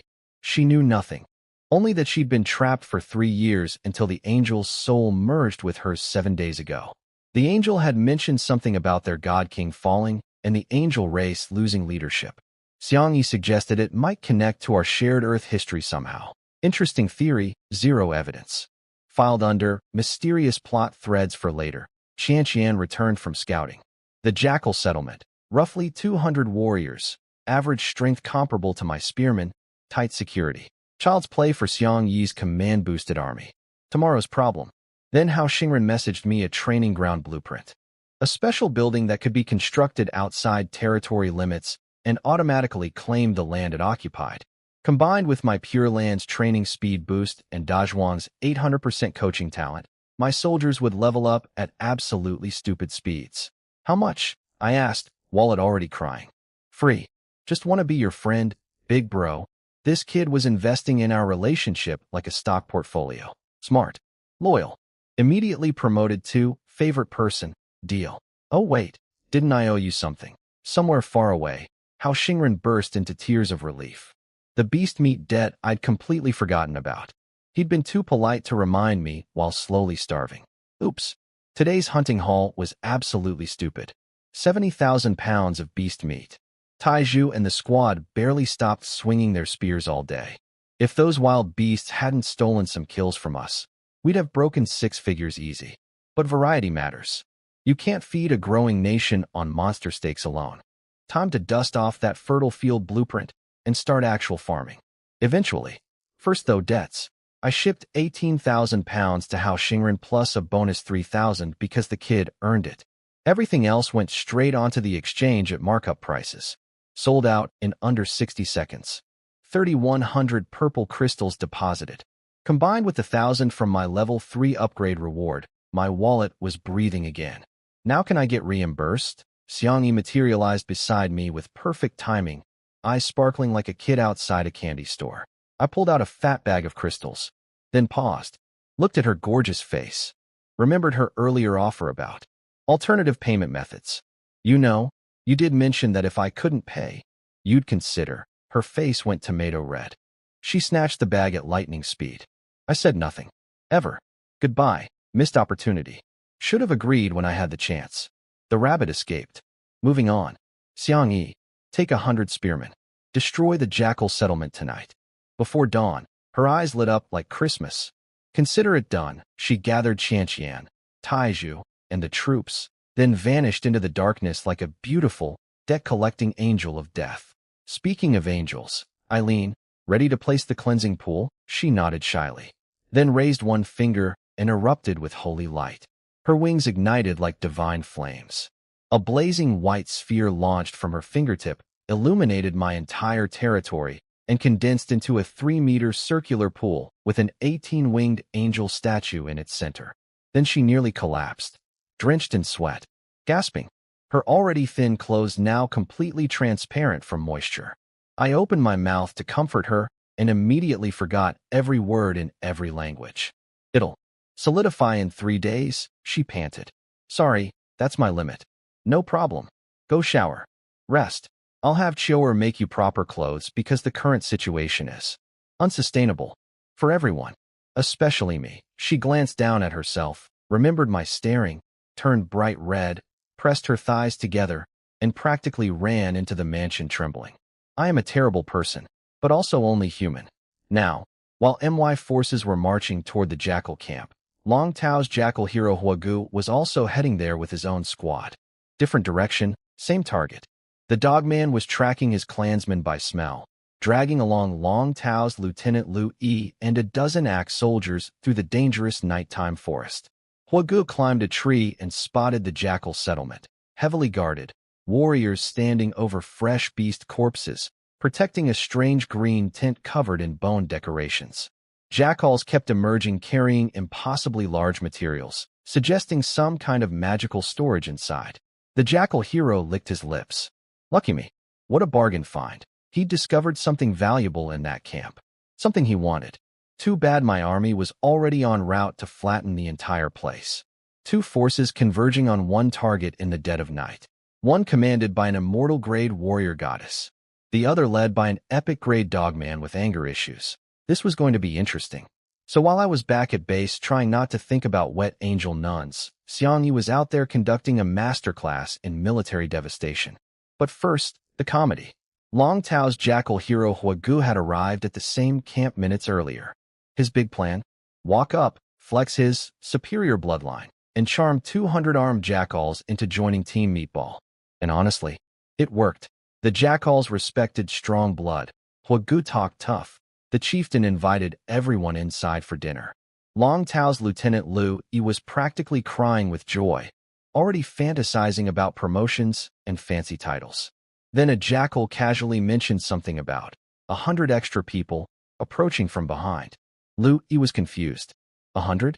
They only brought a dozen. An arrow whistled past his face, slicing his cheek open. Before his brain finished processing the pain, the jackal standing next to him sprouted an arrow from his forehead. Warm blood and brain matter splattered across Lu Yi's entire face like the world's worst surprise party. Kill everything. Xiangyi's voice cut through the darkness like frozen steel. 100 red tassel spearmen split into 4 groups and stabbed into that camp like surgical knives. The jackal archers on their watchtowers panicked and launched volley after volley of arrows into the night. Looked impressive. Sounded scary.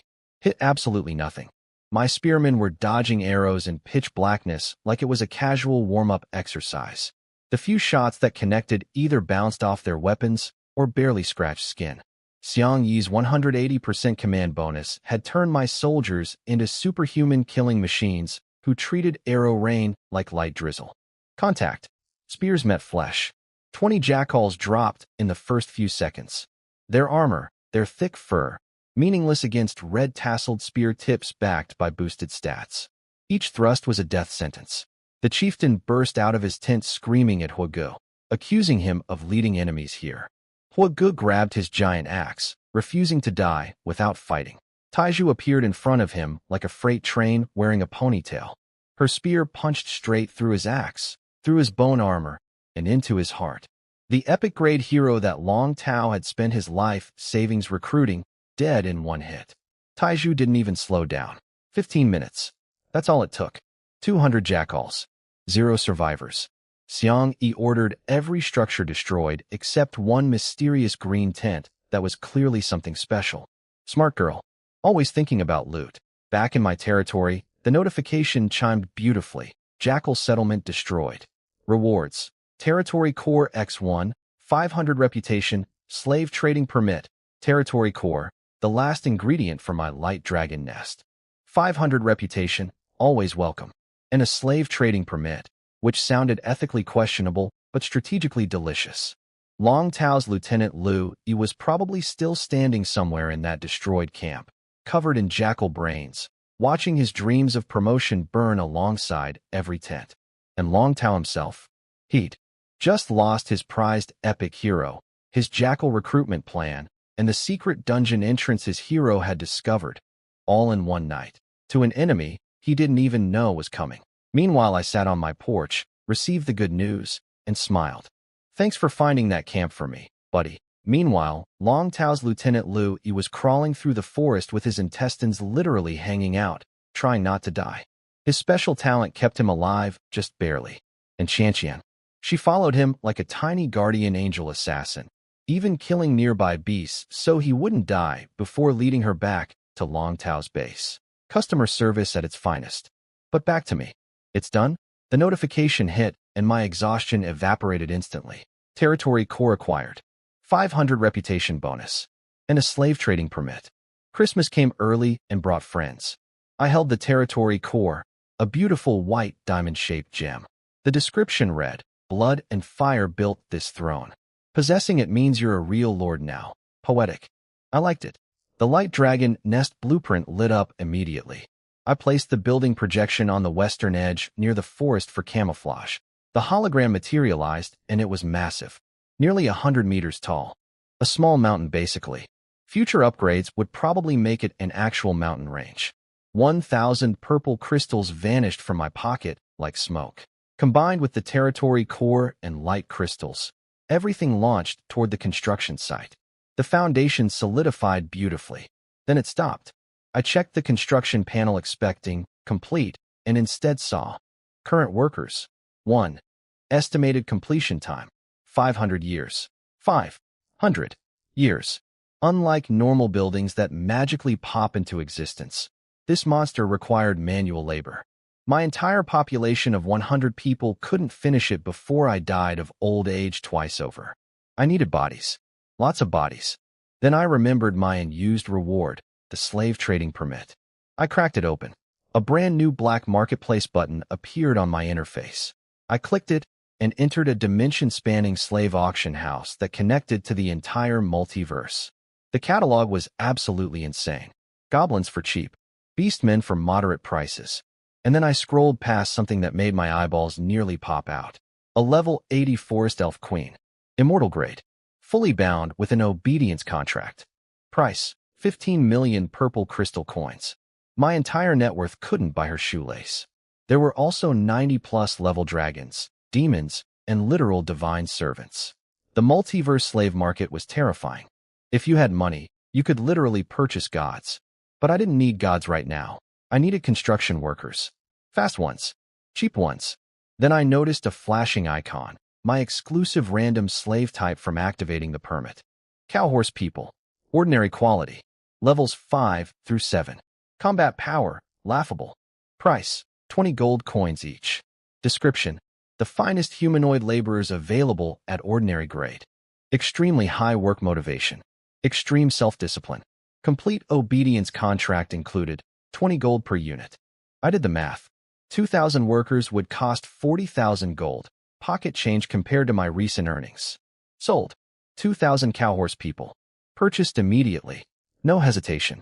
Tonight, we're building that dragon nest if it kills me. Which it won't, because I'll be supervising from a comfortable chair while 2,000 highly motivated cowhorse slaves do all the actual work. Being a lord rules.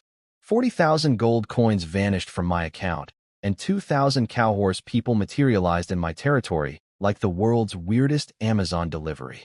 My base looked like a music festival went wrong. But these guys? Incredible. I checked their racial talents and nearly fell over laughing, then crying, then laughing again. Self-improvement. A cowhorse who stops growing gets eliminated by society, so they constantly learn new skills. Vigilant anxiety.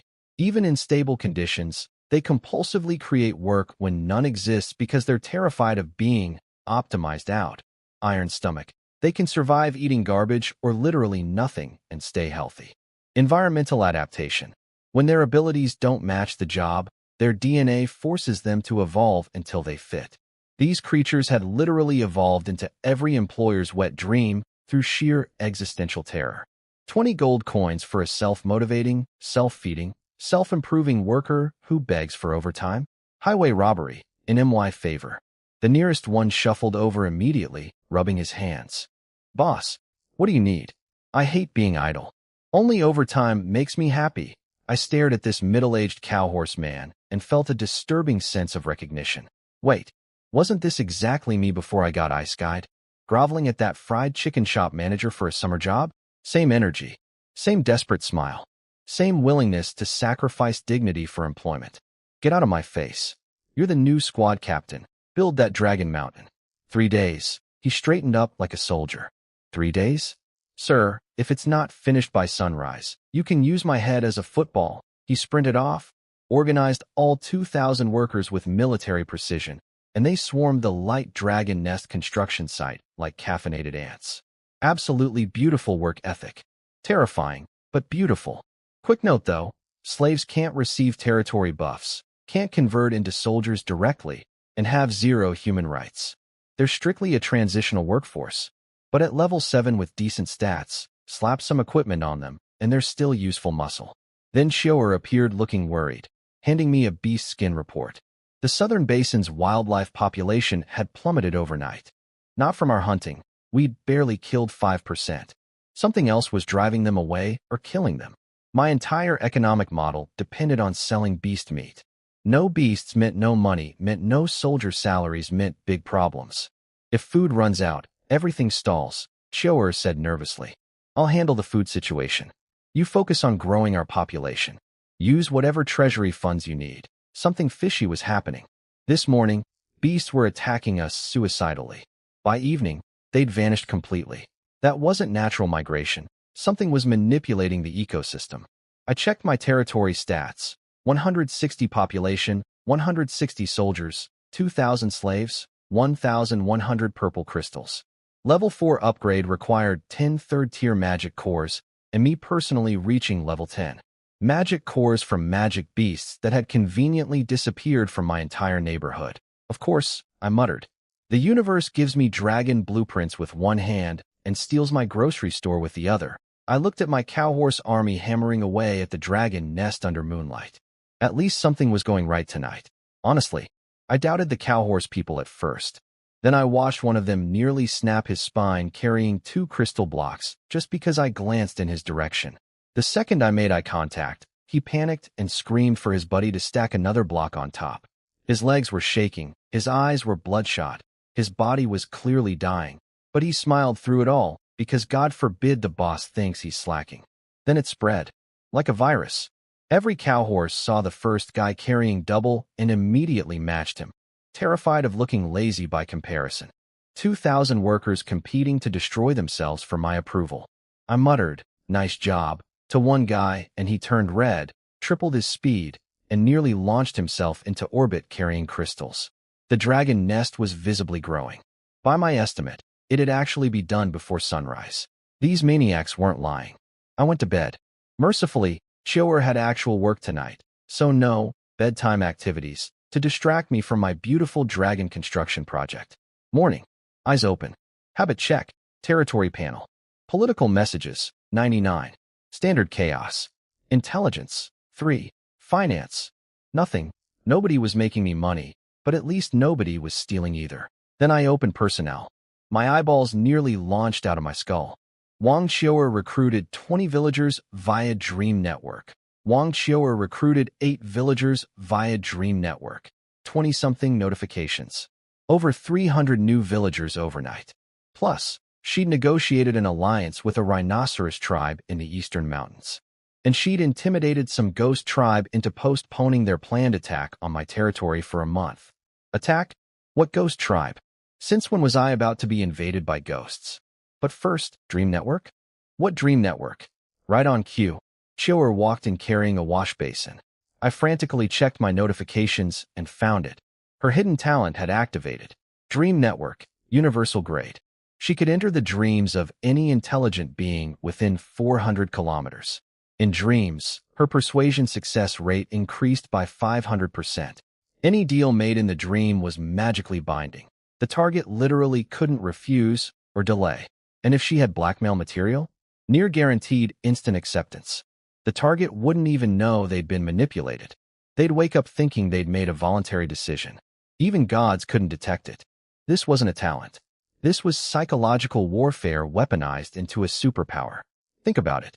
Your neighbor is your best friend. Xiu'er visits his dreams tonight. 500% persuasion boost. He wakes up tomorrow having agreed to hand over his territory. Tries to resist? Magically impossible. The world itself enforces the contract. Got dirt on someone. Even better odds. One embarrassing secret, and they're signing whatever she puts in front of them. Eyes glazed, completely unaware they've been dream hacked. The range grows with my level, she explained softly. I'm still learning. Last night was my first attempt. Her first attempt recruited 300 people and prevented a war. I had the world's deadliest diplomat sleeping in my bed every night, and her weapon was dreams.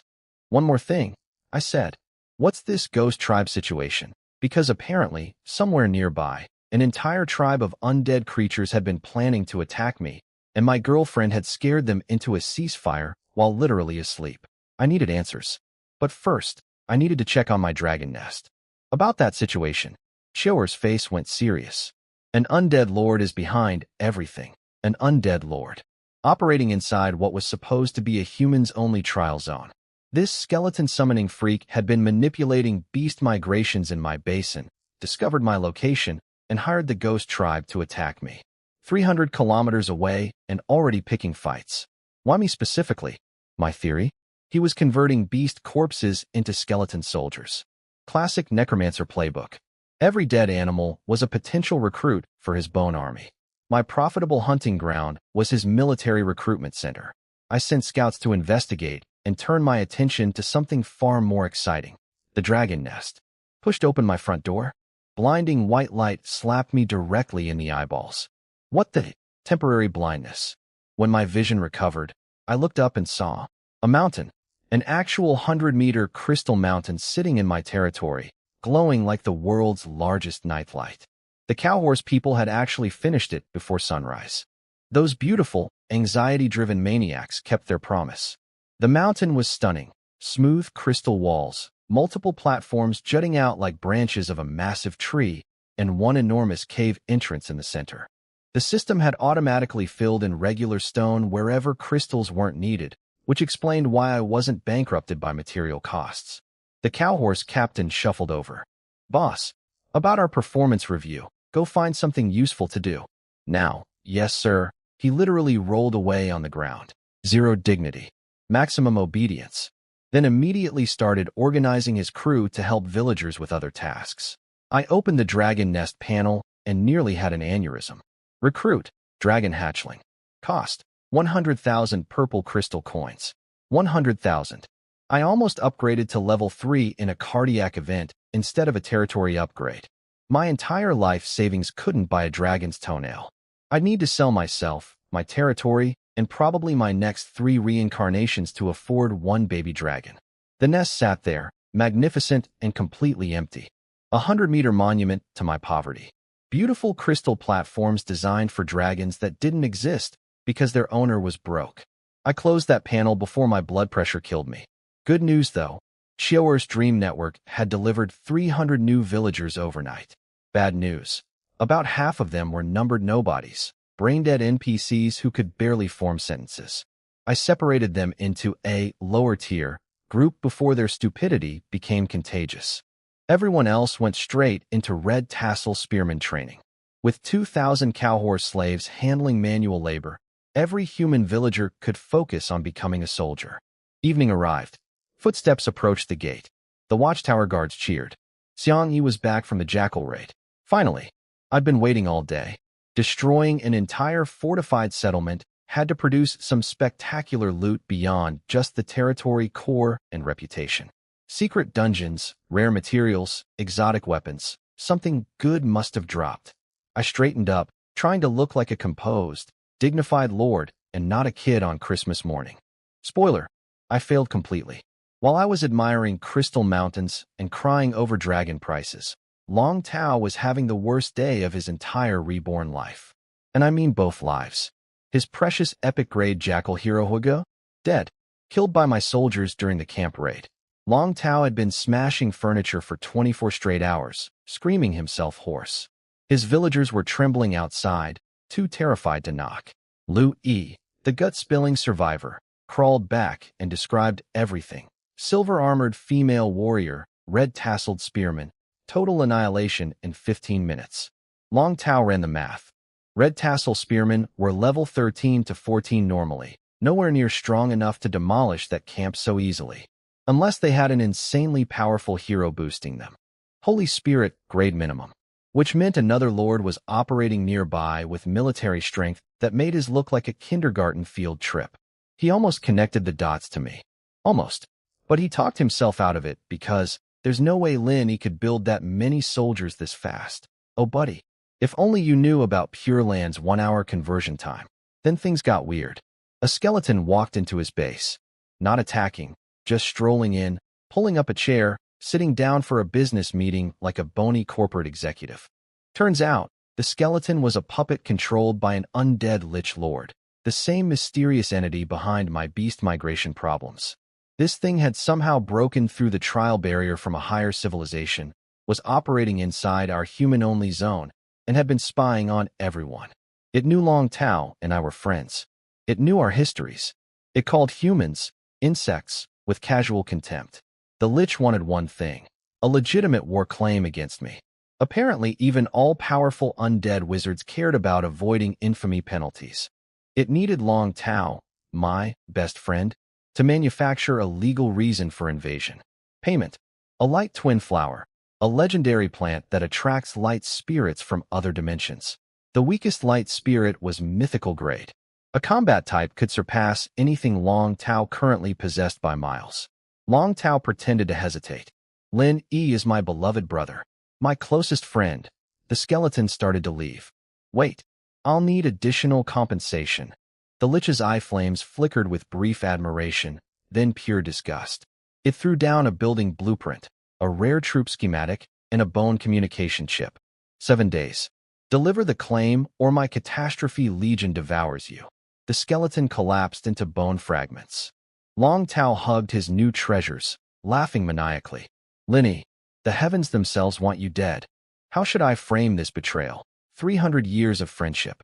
2 lifetimes of brotherhood. Exposed as completely worthless the moment someone dangled a shiny flower.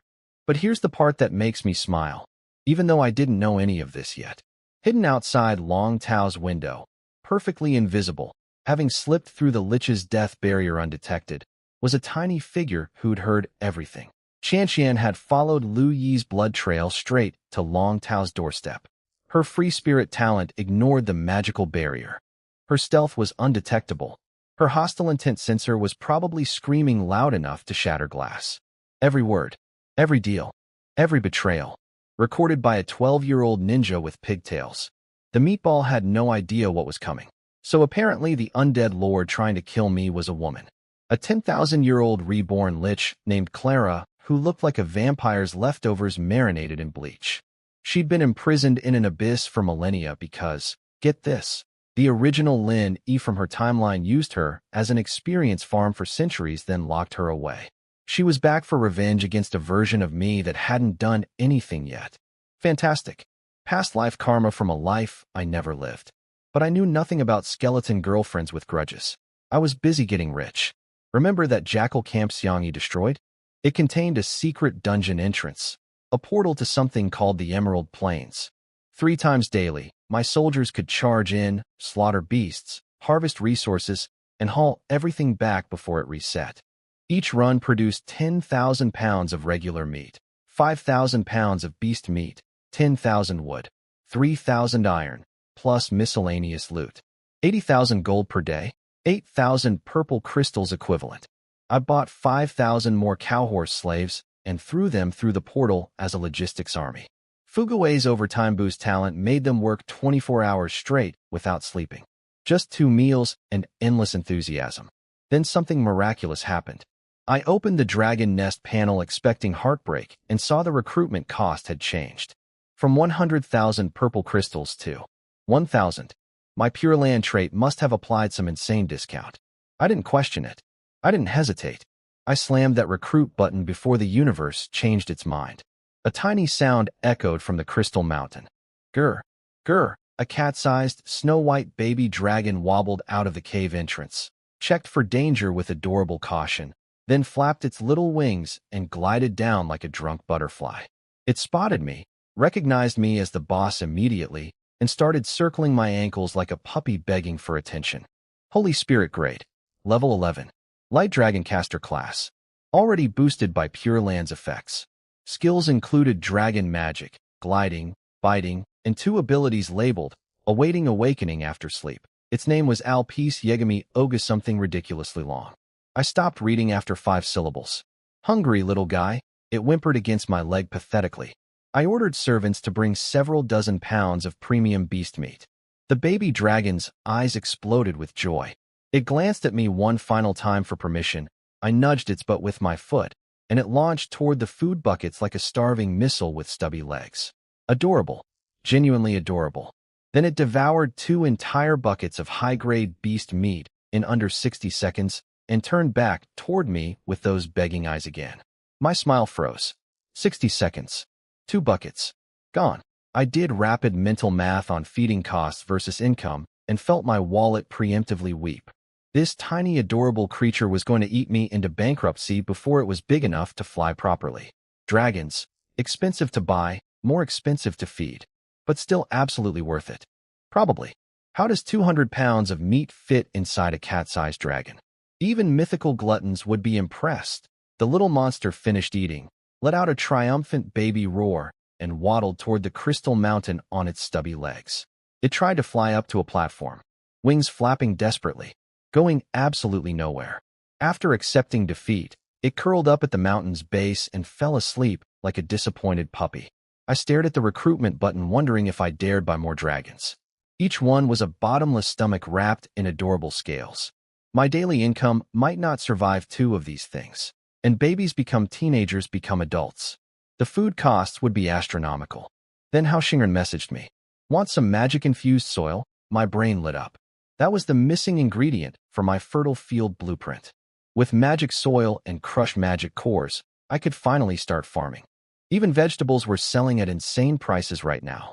How much you got? About a ton. A ton. Market price was 100 gold per pound. That's 2,000 purple crystals worth of dirt. I asked his price. Forget money, bro. I need a favor. He had a hidden quest requiring high-level magic beast materials. He'd give me all the soil plus half the magic cores from decomposition if I killed the beasts for him. He even had a special quest item, Hunter's Bait, rotting meat that summons a pack of frost crystal wolves when burned. 2nd-tier wolves plus a 3rd-tier wolf king. What level are these wolves? I asked. Dead silence for several minutes. Bro, please tell me you've at least read a basic monster encyclopedia. My face went red. Apparently, that was the dumbest question in Lord history. He tactfully listed a monster guidebook on the exchange for me without further comment. True friendship means ignoring your buddy's embarrassing ignorance. After buying the guidebook, I immediately flipped to dragons. My baby dragon's feeding schedule was my most urgent financial concern. Good news. With enough meat, dragons grow fast. Bad news. Advancing past youth stage required something called a time catalyst rune, a territory enchantment that accelerates time inside your domain. Essential for serious lords, available only through the research lab, which needed magic cores to build, which I'd get from killing these wolves. Everything connected. Kill wolves, harvest cores, build research lab, develop time catalyst, grow dragon faster, build army faster. And the magic soil meant farming income on top of everything. Xiangyi, assemble the troops. I climbed the watchtower and watched Taiju carefully place the bait on a pile of dry wood outside our walls. She lit the torch. The rotting meat started pulsing like a living heart, releasing waves of stench into the wind. Seconds later, a long, chilling wolf howl echoed from the distance. Then another. Then dozens overlapping, getting closer. I gripped the railing, wind cutting across my face, and smiled. Come to Papa, puppies. Your magic cores have appointments with my research lab. How Xingren thought killing a wolf pack would take me days. Cute. My spearmen shredded the entire group like paper. The Wolf King lasted exactly 1 round against Xiangyi. 1. I personally leveled up from 8 to 9 just from watching nearby. My growth rate was becoming genuinely absurd. Materials secured. Research lab construction started. Annoyingly slow, even with cowhorse slaves. Wouldn't finish until evening. I handed the leftover magic cores to Fugue for grinding into powder. Farming was finally happening. Then Qianqian came home. My lord, her voice reached me before she did, as always. She'd leveled up again. Apparently some skeleton trapped her in a restriction field, and her free spirit talent just ate the energy for breakfast. I immediately started fantasizing about training her with hundreds of crowd control specialists casting binding spells on repeat. A leveling speedrun using imprisonment as fuel. Why couldn't I have that talent? But then her expression turned serious. I found something weird at that lord's territory. She told me everything. The surviving lieutenant she'd followed led her straight to a lord named Long Tao, my buddy, my high school friend, who was apparently conspiring with an undead lich to create a war claim against me. He called you his mortal enemy, Qianqian reported. Negotiated with the skeleton for weapons and blueprints. I checked the hero leaderboard. Huagu, Long Tao's jackal hero, was gone, because MY soldiers killed it. That explained the conspiracy, but not the hatred. Why would Long Tao want me dead? We'd never had serious conflict. We were friends. Then Qianqian dropped the nuclear bomb. I think he's a reborn person. What? She'd stayed to spy longer after the lich left. Long Tao muttered something about remembering a golden chest location from his previous life, drew a map, and sent soldiers. Qianqian, faster than everyone, raced ahead, found the chest first, and stole it. She opened her black bag. Inside, a gleaming golden treasure chest, swiped directly from Long Tao's future knowledge. When his soldiers returned empty-handed, Long Tao whispered to himself, "Impossible. I clearly remember there was a golden chest there last life. Last life." Everything clicked. The reborn meatball had been playing me from day one. His friendship was a mask. His weird knowledge about hidden quests, optimal timing, market strategies, all future intel. And in his previous timeline, apparently I'd kept him as a farmer for 3 centuries, which he considered unforgivable humiliation. So he was reborn with 300 years of grudges against a version of me that doesn't exist in this timeline, punishing me for crimes I haven't committed. Brilliant logic, buddy.